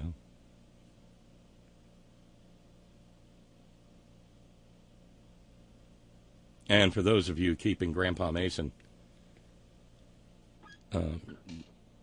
the kitty cat that Ralph's sent me the video of, in your thoughts, Dr. Ferguson's going to be by around 6 p.m. Pacific time to help Grandpa Mason cross the Rainbow Bridge.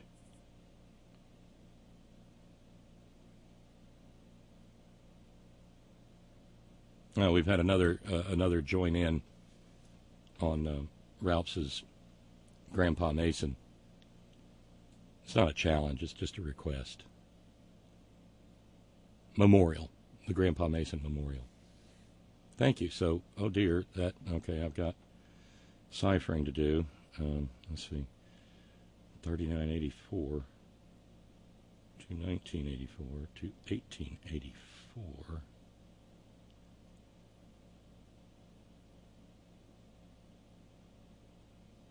To 1877. To 1877. Thank you. Thank you kindly. We're taking it down. Hey, by the end of the program, we may be done with everything but today and tomorrow and Monday. Anti-vax, says Jack in Shreveport, is anti-science. Anti-science doesn't come from the left.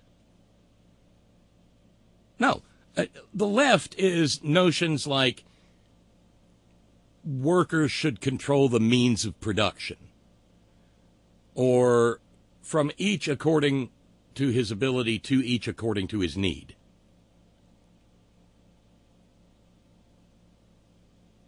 Arguably, yes, universal single-payer health care has a left-ish flavor to it, but that's more like left-center. I mean, the full-on left, we don't even have that in this country. The full-on left is the kind of things that happen when, you have a revolution and there are some people that are just never going to give up, and they're going to try to destroy whatever progress you make. So, you take care of them because you don't have a little island you can put them on, and you can't do the old Roman thing where you deny them fire and water within 2,000 stadia of the city.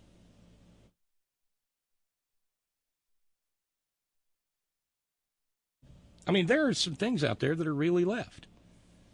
But the really, really honest-to-goodness, no kidding left is nowhere to be found in this country, with the possible exception of some drunken academic arguments in seedy little bars with bad draft beer and cheap liquor and worse weed. And those folks tend to involve themselves, they form study committees and group and blue ribbon panels to determine whether there should be a study committee. And that's how they never get anything done. So we're into the third hour of the program. You want in on the conversation? We've covered it. We got two Jim Dandy topics on the table this evening, namely one being the GM strike and its ramifications, and two, these godforsaken anti-vaxxers in California who are dumber in the head than a hog is in the ass. And hogs are real dumb in the ass, in case anybody's wondering. Anatole in the chat room noting, those people are dumber than a bag of wet hamsters.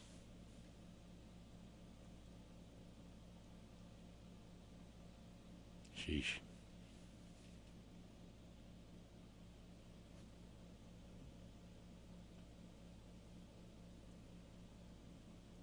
Apparently, and we probably should get around to this unless somebody else wants to discuss something else. We're wide open on the stress line. That, of course, is 844-843-4676. And then Skype to Skype is Bob Kincaid Horn. We need to get around to the whistleblower story because there is Darlene just sent me a link to the latest on it. Information is dribbling out ever so sparsely. Apparently, the whistleblower complaint involves Ukraine. And if that's the case, then it's a pretty good guess that the whistleblower complaint involves either Mike Pence or Donald Trump or both of them, and their desperate attempt to get the Ukrainian government to do a sleaze job on poor old Joe Biden. Again, there was a closed door hearing. Little came out of it except for people like Jackie Spear, California Democrat from San Mateo County, I believe, who said that she would say, because this was all confidential, she said it's a very grave situation. The hearing went on for 5 hours today. The Inspector General of the intelligence community showed up, but would not hand over information about the whistleblower in question.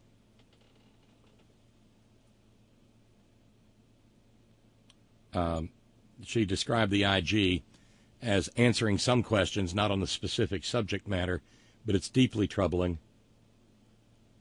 and said that it appears there's been a violation of the law by the Trump regime.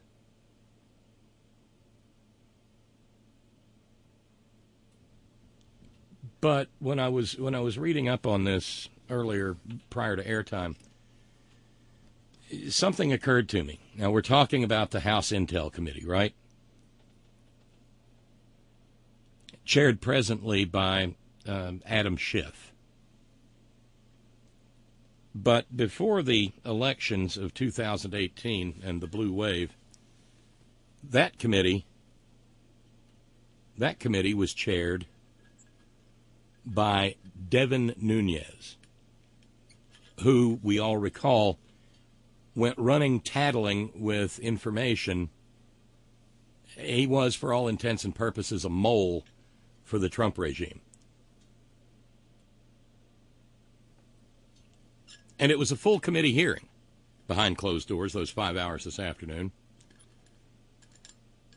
But on the one hand, it's easy to say, well, this is just another case of another member of the executive branch refusing to follow the law. But what if?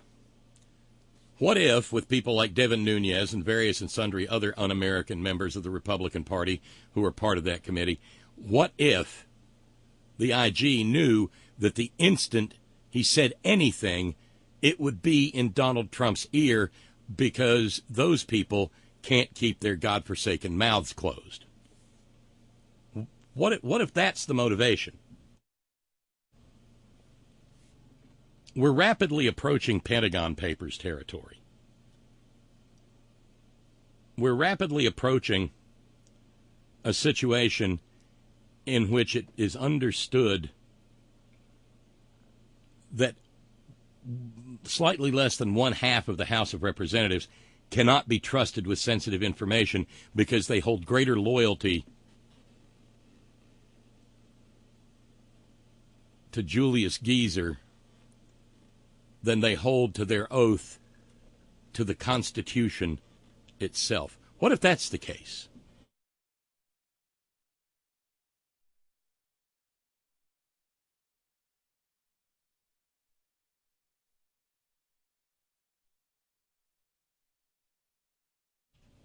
What if that's the case? Is that outside the realm of possibility? Because it seems downright likely to me.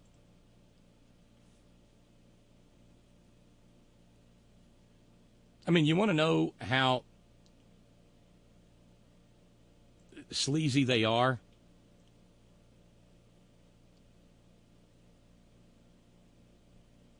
Well, earlier today, former Republican House Intel Chair Darrell Issa was supposed to have a Senate confirmation hearing, which would have been a slam dunk. But over in the Senate Foreign Relations Committee, the chair there is an Idaho Republican by the name of Jim Risch. Issa had been tagged by the Chlamydia Claudius to head the Trade and Development Agency. But Senator Risch said they were going to indefinitely delay his confirmation hearing because former Representative Issa could not pass the background check.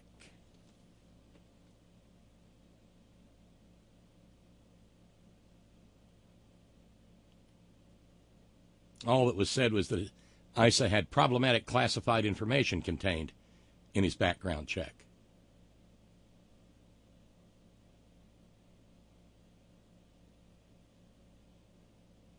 Well, we do know that Darrell Issa has, in his past, damn near, if not outright, felonious conduct.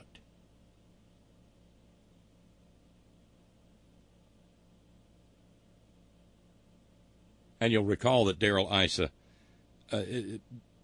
spent day in and day out going hammer and tongs at the Obama administration over things that weren't even things.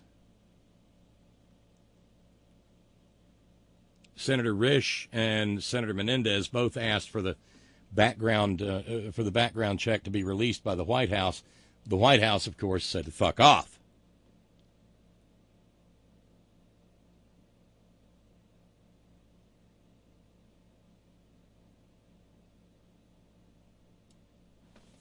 And Risch, instead of just outright tanking the nomination, said there won't be another hearing vote until all members of the committee have read the background documents.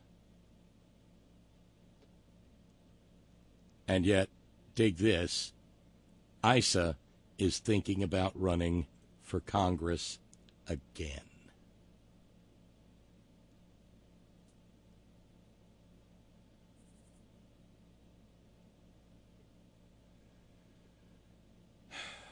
We are in the undiscovered country.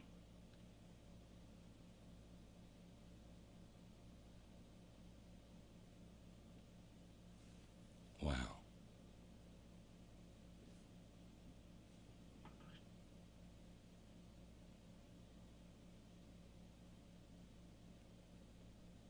Yeah, you know, this. If we and I don't know how you get to the bottom of it. How can? I mean, even if you're Adam Schiff, and you try to do an end run on the disloyal, anti-constitutional Republicans on your committee, how do you guarantee the safety of the whistleblower?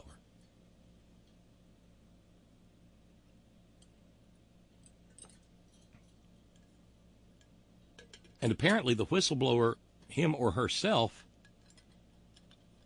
is actually a Trump appointee. Sort that one out.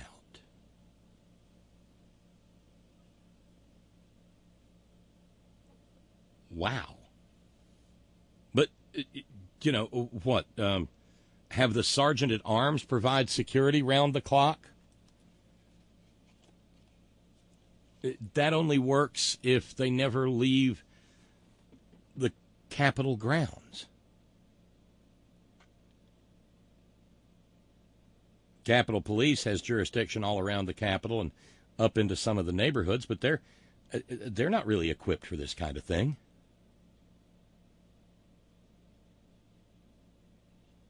Or is it one of those things where you where you hope for the best, that full disclosure out in the middle, out in the, in broad daylight, actually serves as a protectant? That's why I said we're getting close to Pentagon Papers territory.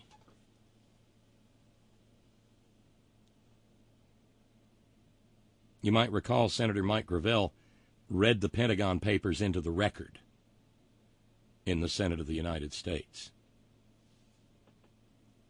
You might also recall that the genesis of Watergate was the break-in at the psychiatrist's office for Daniel Ellsberg, trying to dig up filth on him to discredit him for having leaked, whistleblown the Pentagon Papers.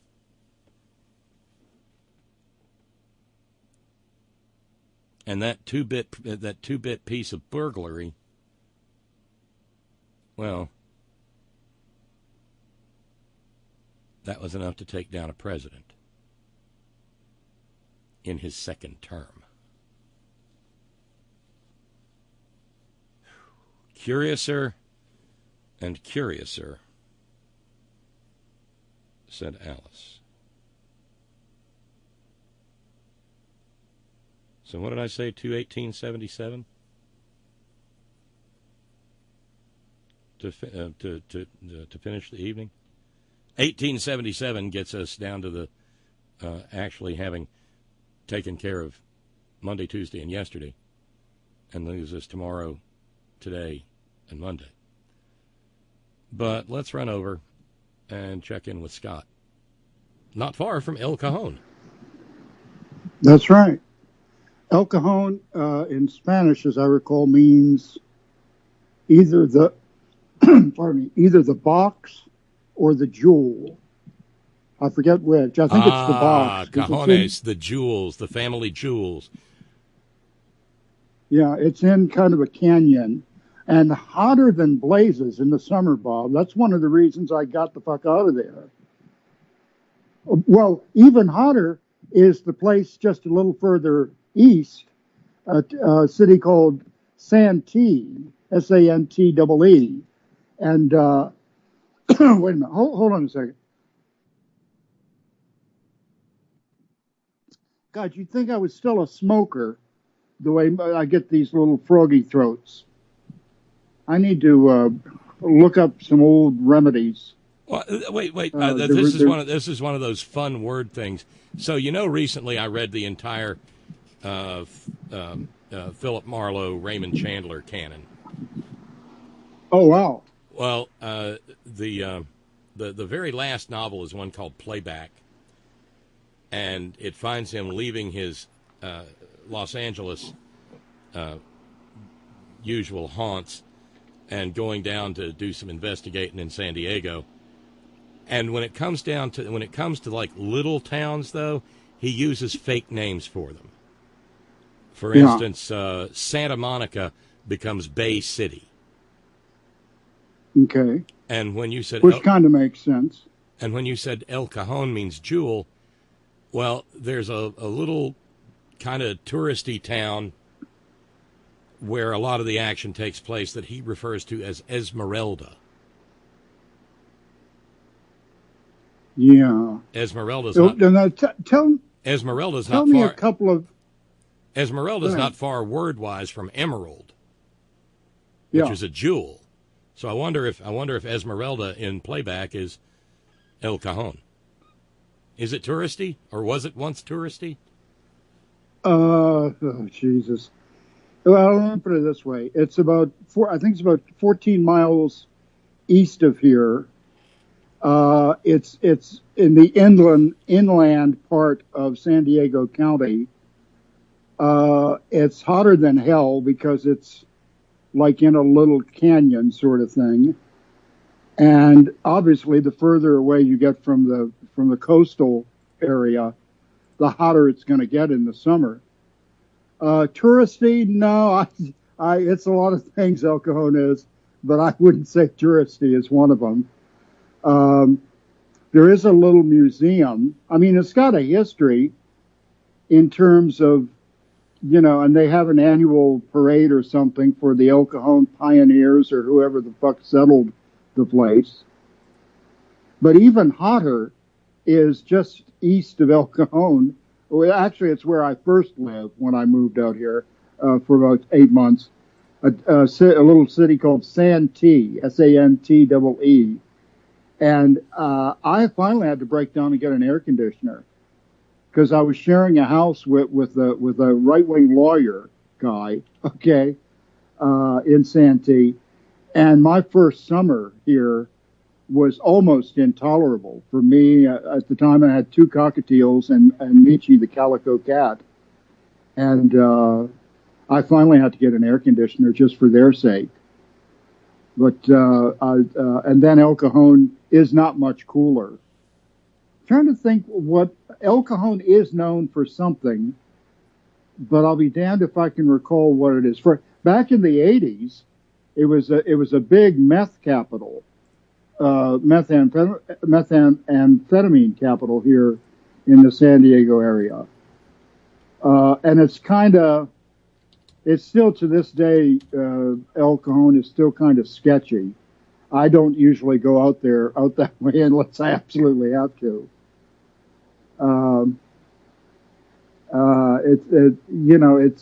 There are a lot of trailer parks in Santee and El Cajon, or there were back when 20 years ago when I was first living out that way. Okay, yeah. Wikipedia is saying it means the box or the drawer, so kind of a box canyon kind of thing, probably. Yeah. You mentioned Philip Marlowe. Now, weren't there a couple of films based on his books? Oh, lots. That Bogart. There was one with Bogart and Bacall, as I recall. God, I can't think of the one that I've got in mind, but I always confuse Marlowe with Sam Spade, the guy who wrote From Here From Here to Eternity, who also wrote, Christ, and I've got the book in the other room and I can't remember it. And there was a movie based on it. It's the one, Double Indemnity, which is one of the best fucking movies, film noir movies that you're ever going to see. Edward G. Robinson, Fred McMurray, Barbara Stanwyck. Oh God!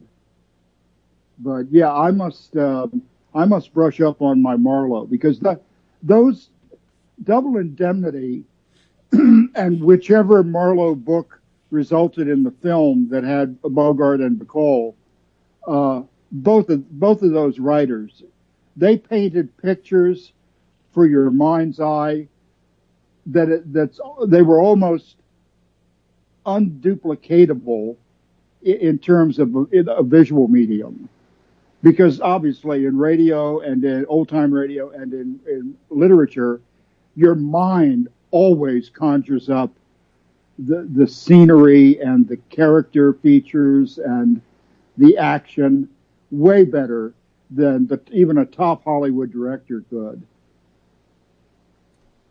But so Esmeralda. Yeah, I just looked it up. Esmeralda is La Jolla. Oh, La Jolla.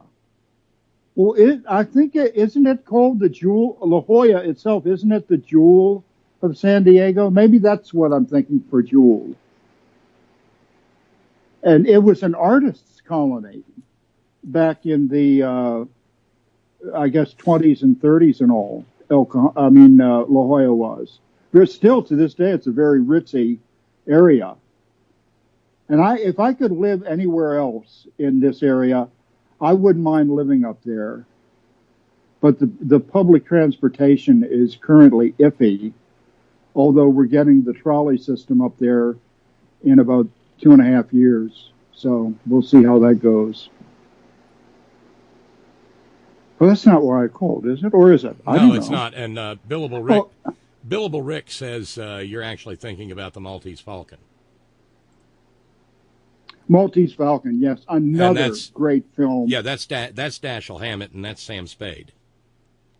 Okay, well, then I'm getting 3 of them mixed up. James N. Cain, Philip Marlowe, and Dashiell Hammett. Well, Dashiell Hammett. You know what I saw? Dashiell Hammett is the author. Lived in San Francisco. Dashiell Hammett is San Francisco noir. Raymond Chandler is L.A. Southern California noir. Okay. You know what I watched the other night? Speaking of writers of that ilk, the other night on Amazon Prime. It's free again for subscribers. This particular film. From a few years ago, a documentary about Dalton Trumbo. God, that poor man and his family, and the blacklist of the 40s and 50s. And here's the other day that fucker Lewandowski showed nothing but contempt for a House panel on Capitol Hill. What has happened to the contempt of Congress rules, Bob? In the 50s, late 40s, early 50s, Dalton Trumbo was caught up in this Red Scare and was what you would call an unfriendly witness when he was called, along with others, to the House Un-American Activities Committee, which is a now defunct, thank God, House panel, rooting out those commies under every bed. And he was cited for contempt. He went to trial on that basis, was convicted, and went to fucking federal prison for a couple of years, and had his career ruined. He had to hire people to work as fronts. In other words, he would write the material, the screenplay or the teleplay. The front, on his behalf, secretly, would present it to the Hollywood or the television producers, and they would get the accolade if they'd won an Emmy or an Oscar, which was the case in a film called The Brave One, The writing credit went to a guy named Robert Rich, I believe was the name. And he won the fucking Oscar for the best screenplay, and nobody showed up to claim the award. And if you remember, in the 70s, late 70s, I guess, Woody Allen it wasn't he didn't direct it, but he starred in a film called The Front, which for those who are not familiar with this practice that people have to resort to, actually, in a funny way, there are light moments in the film, being a Woody Allen vehicle, and Zero Mostel is in it. Gives a stellar performance. Herschel Bernardi is one of the actors in it, and most of the people associated with The Front, the movie, were themselves blacklisted years ago. So if you can find that, watch it, and it'll give you some history of what we're talking about. But anyway, getting back to Lewandowski. Well, hold on. Let's remember one Why thing. was it? There's a All right, go ahead. no, there's a rule All at right, go work ahead. here, Scott, and that rule I is know. IOKIYAR. All right, that was a Republican House dealing with a left witness, in which case they barbecue his ass in molasses. All right. Being Trumbo. Yeah, this is a Democratic House dealing with a Republican witness, and IOKIYAR. So the contempt rules never went away. People are still cited with contempt charges. This committee may very well cite him with contempt. It is under contemplation. Nancy Pelosi said either today or yesterday she would have done it on the spot. And if it had been done on the spot, it would have been delightful, because he would have Gerald Nadler would have been able to say, Sergeant at Arms, please take the witness into custody and take him down to the jail, the jail in the basement of the Capitol. Yeah, because Lewandowski would have been on their turf, and he would have all he would have had to do was say, I am ready to come back and testify fully and truthfully and answer your questions, because you see, I've been instructed by the White House not to answer questions regarding any personal conversations with Donald Trump is bullshit, because there is no privilege attached. Executive privilege, right. We must understand, executive privilege attaches to the presidency, not the person who is president. Okay? It's a distinction that makes a difference. And it applies to things that the president does as the president. Okay? Corey Lewandowski is not and never was a member of this administration. As such, there is no claim of executive privilege that may be made with a straight face. But because Bill Barr, who, by the way, once endorsed a book saying that campus rape was a hoax, just off to the side there. Jesus. Because Bill Barr is the Attorney General is in charge of prosecutions of contempt of Congress. Because the Congress, while it holds hearings, is not a judicial body that is capable of assessing guilt or innocence. Even in the case of impeachment, when tried in the Senate, it's not guilt or innocence, it is removal or stay. Yeah. So, I mean, those checks and balances are bright lines that are very clearly delineated. So, Bill Barr has to do it, and Bill Barr that ain't gonna happen. Ain't gonna do it. Yeah. Well, and here, people. Now, this is the difference between today and the era of the Watergate hearings, okay? And you can find all of the gavel-to-gavel Watergate hearings and the House Judiciary impeachment hearings from 73, 74 online. I forget the link, but I've sent it to you in the past. I'll post it on your Facebook feed for those who want to sit for hours on end. Hosted, by the way, the coverage of Watergate, hosted by a very young McNeil and Lehrer. Actually, the PBS newscast, the evening news hour, which was only a half hour when it started, actually evolved from this special Watergate coverage with McNeil and Lehrer. But that's another story.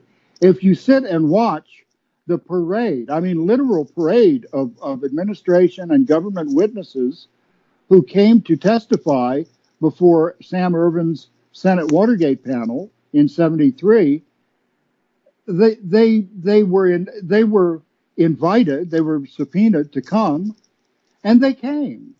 And most of them testified without perjuring themselves or leaving anything out.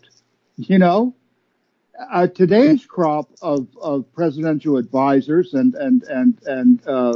errand runners and apologists and enablers, you can't even get them to come to the hearing. It's, they laugh at our very system of government. They scoff at it. They regard it. They regard it not, basically.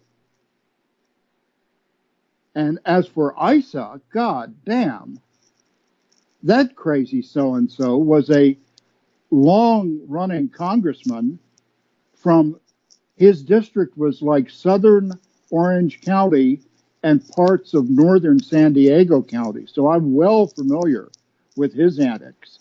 Okay. And you know whose seat he's running for if he does run for the Congress again? Whose? There's a guy in Congress, Duncan Hunter, who got the seat from his daddy. His daddy, Duncan right, Hunter and then Sr. Duncan Hunter's the one who threw his wife under the bus. Yeah. And he's supposedly going to go on trial in January. That's the current timeline, anyway. And for misusing campaign funds for personal use and all manner of nefarious shit. It would be funny almost if it weren't so unfunny, heartbreakingly sad. Yeah, unfunny. But I mean, it's heartbreakingly sad. You know, it's one thing for people to not do right because they're either impaired in some way or don't know any better or don't think it through, but to deliberately poke wooden sticks into the spokes of our system, and that's just the nickel and dime stuff.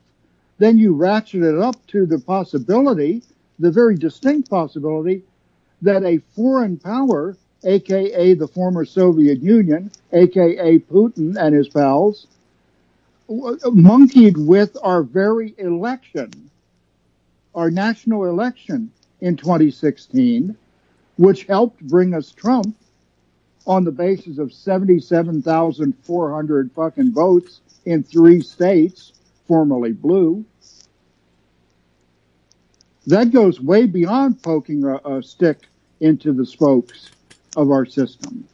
That's treasonous. That's truly un-American.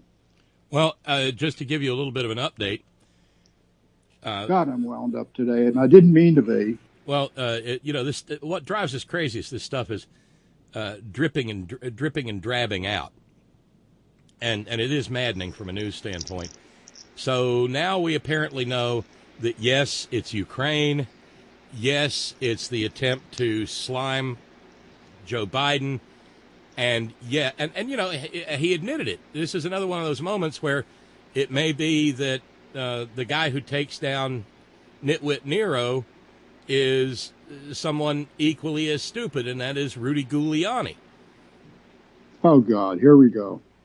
Remember Rudy Giuliani? Who, by the way, is embarking on his 2nd or 3rd or 4th divorce, I believe I read the other day. Something like that. But remember, Rudy Giuliani was sent to Ukraine to dig dirt. Now, add into that something that David in South Carolina just sent from Julia Davis on Twitter. Russia's state TV names Joe Biden as Trump's most dangerous rival. Host Dmitry Kiselyov says Trump should keep digging in Ukraine for, quote, the sweetest compromise of all, proving that Ukraine, not Russia, interfered in the U.S. election. That was 4 days ago. Say that again. I was coughing on pause here. Trump should keep digging in Ukraine for the sweetest compromise of all, proving that Ukraine, not Russia, interfered in the U.S. elections. And who is saying that? Dmitry Kiselyov on Russian state TV. Jesus. And see, they've been fed information. They've been fed information from Russia about Ukraine because, of course, Russia is at war with Ukraine.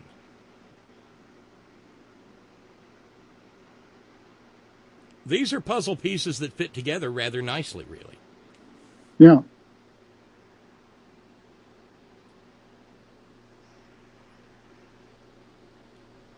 So, and you know, the disheartening thing is, I'm pretty well informed as things go, but even I miss some of. I mean, I'm not as on top of it as you are, obviously. The people out there, even the people on our side, a lot of them, they're the electorate.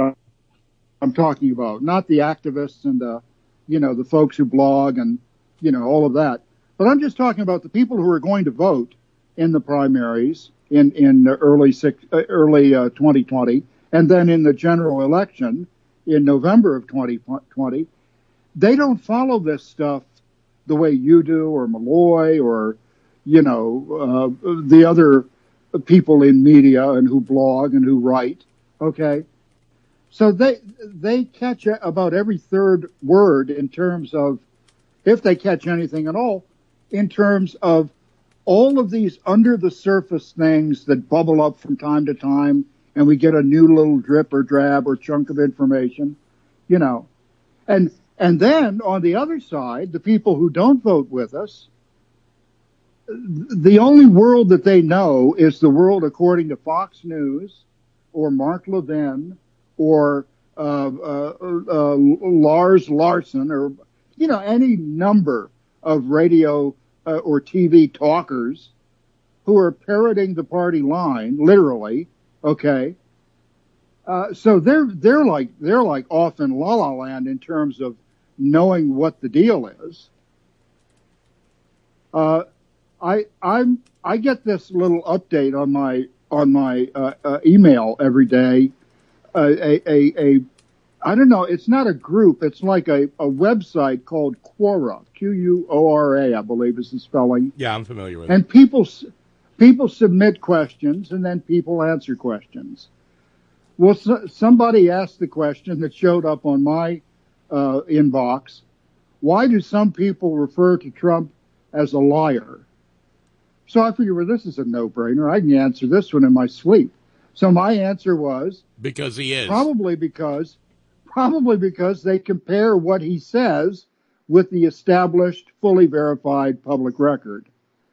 And I put underneath, if the term liar puts you off, do what I do. Call him consistently guilty of engaging in a seemingly endless series of terminological inexactitudes, which is a nice way of saying the same thing. He's a lion sack. Yeah. 12,000 plus times over. Yeah. I don't know if Tracy is still listening as she's, wielding a mean spatula or whatever, a utensil in her kitchen. But whenever people willingly or otherwise misunderstand what you're trying to say, if they misinterpret what you're saying, your fallback phrase is this: I know you think you understood what I said, but what you heard is not what I meant. And they'll get a look on their face like a hound dog trying to work out a math problem, and then smile, nod gently, While and walk passing away. a peach pit, yes. So, well, yes, while passing a peach pit. But otherwise, Bob, things are just tickety-boo here in the land of the free and the home of the lawful. Yeah, all things being equal, Mrs. Lincoln, how was the play? Yeah. Other than that, Jackie, what did you think of the parade? You gotta laugh to keep from crying in today's world. Well, it's like something Ron and Raleigh just wrote a few minutes ago. Well, hell, Bob. Just because a man has a little Grand Theft Auto in his background shouldn't mean he can't hold high elective or appointed positions, in regard to Darrell Issa. That's right. Yeah, and didn't he build his fortune on radar machines, radar detection devices? Yeah. I'm pretty sure he did. I think it was something called Viper. Yeah, that rings a bell. Not the These Dodge anti-vaxxers. Not the Dodge sports car. No. Yeah. You earlier were talking about the anti-vaxxers. Here's the irony there. The goddess of irony never sleeps. A lot of these religious, so-called religious believers who disobeyed the government, doesn't their own Bible, New Testament and Old, exhort them to subject themselves to the civil authorities, because God put right those there. Authorities. Yeah, even I know that, heathen that I am, Bob. Come on. I understand. But it's going to get screwier. It's going to get screwier. Look, that's what I keep saying. It's going to get, every day that passes is going to be a day that it was slightly less weird than the next one that dawns. There aren't going to be any ordinary days between now and January the 20th, 2021. We may as well get used to that. Well, we have passed through that portal. That we will never again see ordinary days after Trump. After the 2016 election cycle, we're through the looking glass, literally. You can expect to see a caterpillar sitting on a stump, sucking on a hookah before it's all over. And the Queen of Hearts, or whoever it was, No, I know. I just, and how do you stand it? I couldn't get out of bed if I had to do what you do day in and day out. Well, for that, I will quote the late great Dr. Hunter S. Thompson. Oh yeah, well, I know where you're going too. I am loath to recommend the use of hard drugs and alcohol, but it's always worked for me. Yeah. Well, and that's a flippant little joke. No, I do it. I can stand it because this is my training. Okay, it's like not that I'm anything. It's like asking a surgeon, how can you stand having your hands in somebody's guts? Well, it's what I was trained to do. And so I'm an information junkie. Because it's the same reason I love archaeology. It's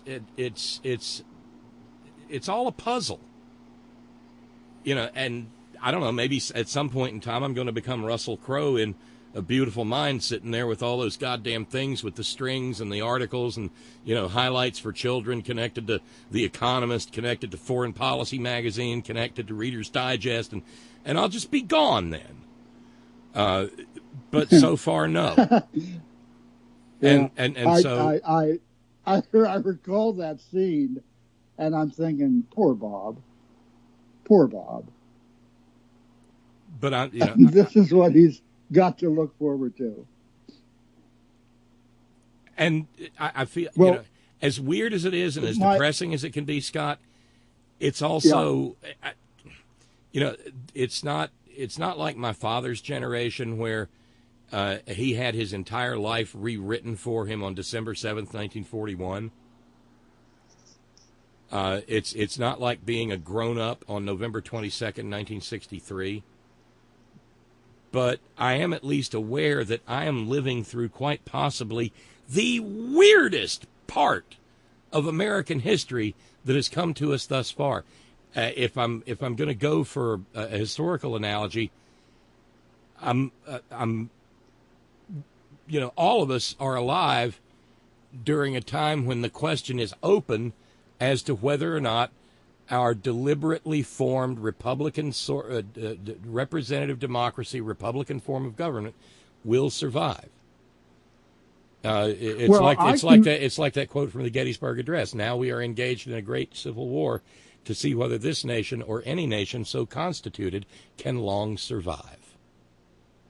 Well, Bob, I can attest because I know that I'm about, 7, 8 years older than you are.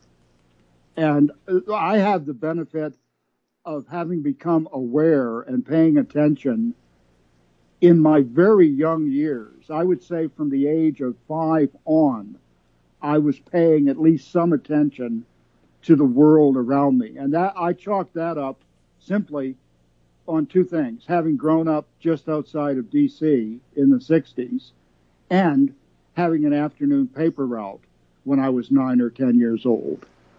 Because I didn't just throw those papers into the bushes or up onto the roof. I read the Washington Daily News, a little afternoon tabloid rag that it was. And later I graduated to the Post. Those two things got me aware at an early age. And I just turned 65 a few months ago, and I can assert to you, I can testify without fear of being called a liar. We have never lived in times like this before. No. There have been aspects and elements of some of what we're going through, but never. Right, because history, Scott, I can look at if this thing with Ukraine shapes up the way it looks like it's gonna, because I love history and have bothered to learn some of it, I can go, oh, well, Jamie Wilkinson, been here. Because that I've talked about it on a number of occasions. That is as dirty a moment in American history as has ever existed, and it happened before the country was 25 years old. General James Wilkinson was a veteran of the Revolution. He had risen to the rank of general. He was put in charge of all the American forces west of the Mississippi, and was so situated at the time that Thomas Jefferson became president and Aaron Burr became vice president. And all the bad blood that was generated in that election, what with it being thrown into the House and everything. Yeah. Well, during the whole time, James Wilkinson was an agent in the pay of the Spanish crown.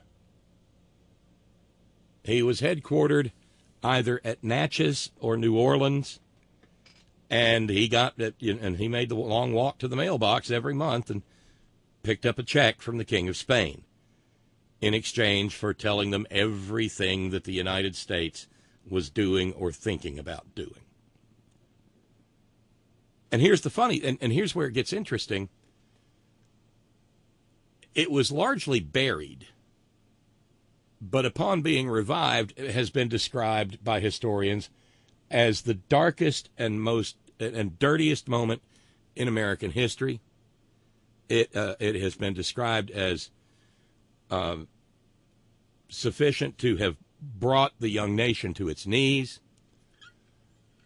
And the thing is, there is reason to think that Thomas Jefferson was aware of it and let it go on and waited until he could use it as part of his blood vendetta against Aaron Burr. Aaron Burr is the American Satan, but the problem is he may not be.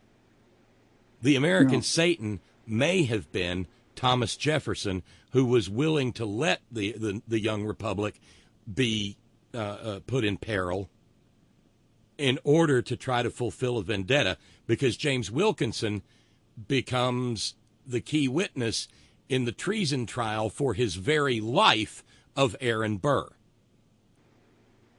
And Wilkinson got, by testimony, perjured himself from home to Rome.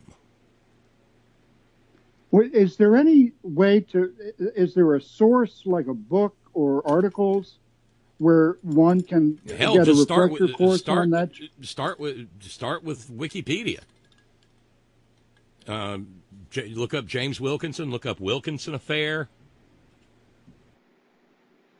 I wonder. I've never read, or I may have read one of Gore Vidal's historic novels. Well, he touches on all that shit in Burr. Oh yeah, I was going to say that might have it, but then again, I'm not much of a novel reader.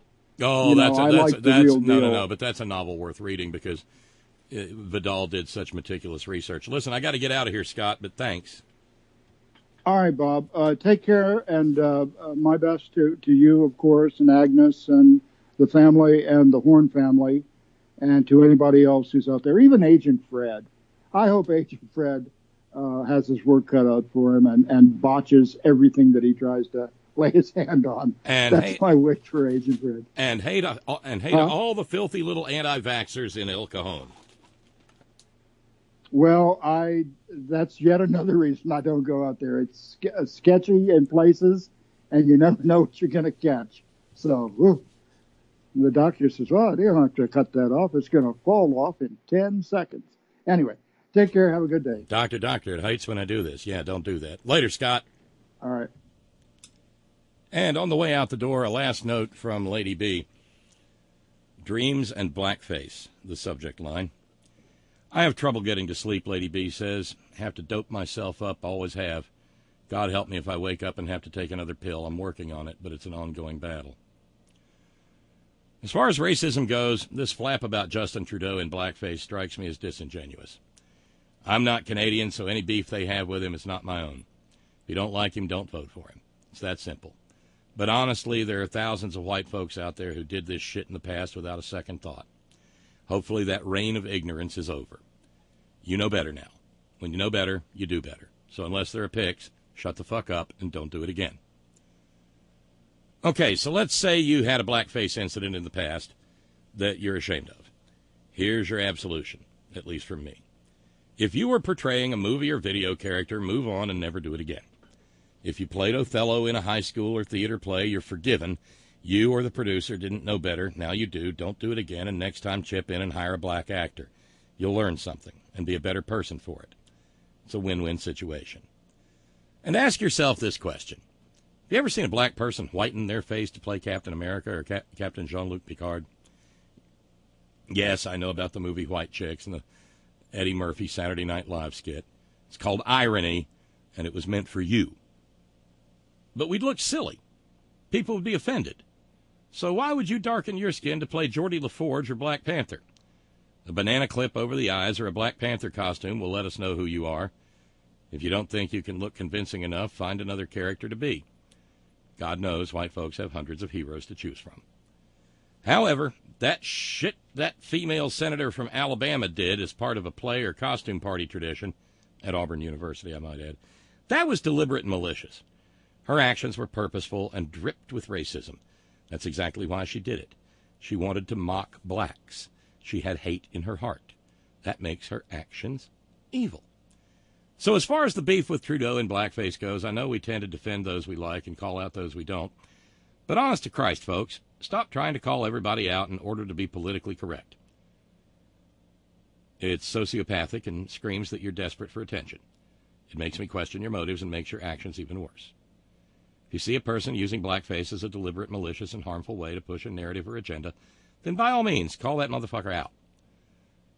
Post their photograph like you're getting paid to hang show bills. Otherwise, do better for yourself and keep your own closets locked. God knows you may have a bone or two in there that you might want to keep hidden. Signed, Lady B.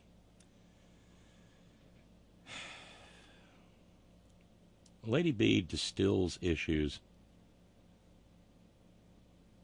Well, kind of the way that sour mash gets distilled into fine, fine liquor. It is a purified form, a rarefied form of the original. So thank you for that, Lady B. I'm just trying to imagine me showing up in a Black Panther suit and calling myself Pink Panther.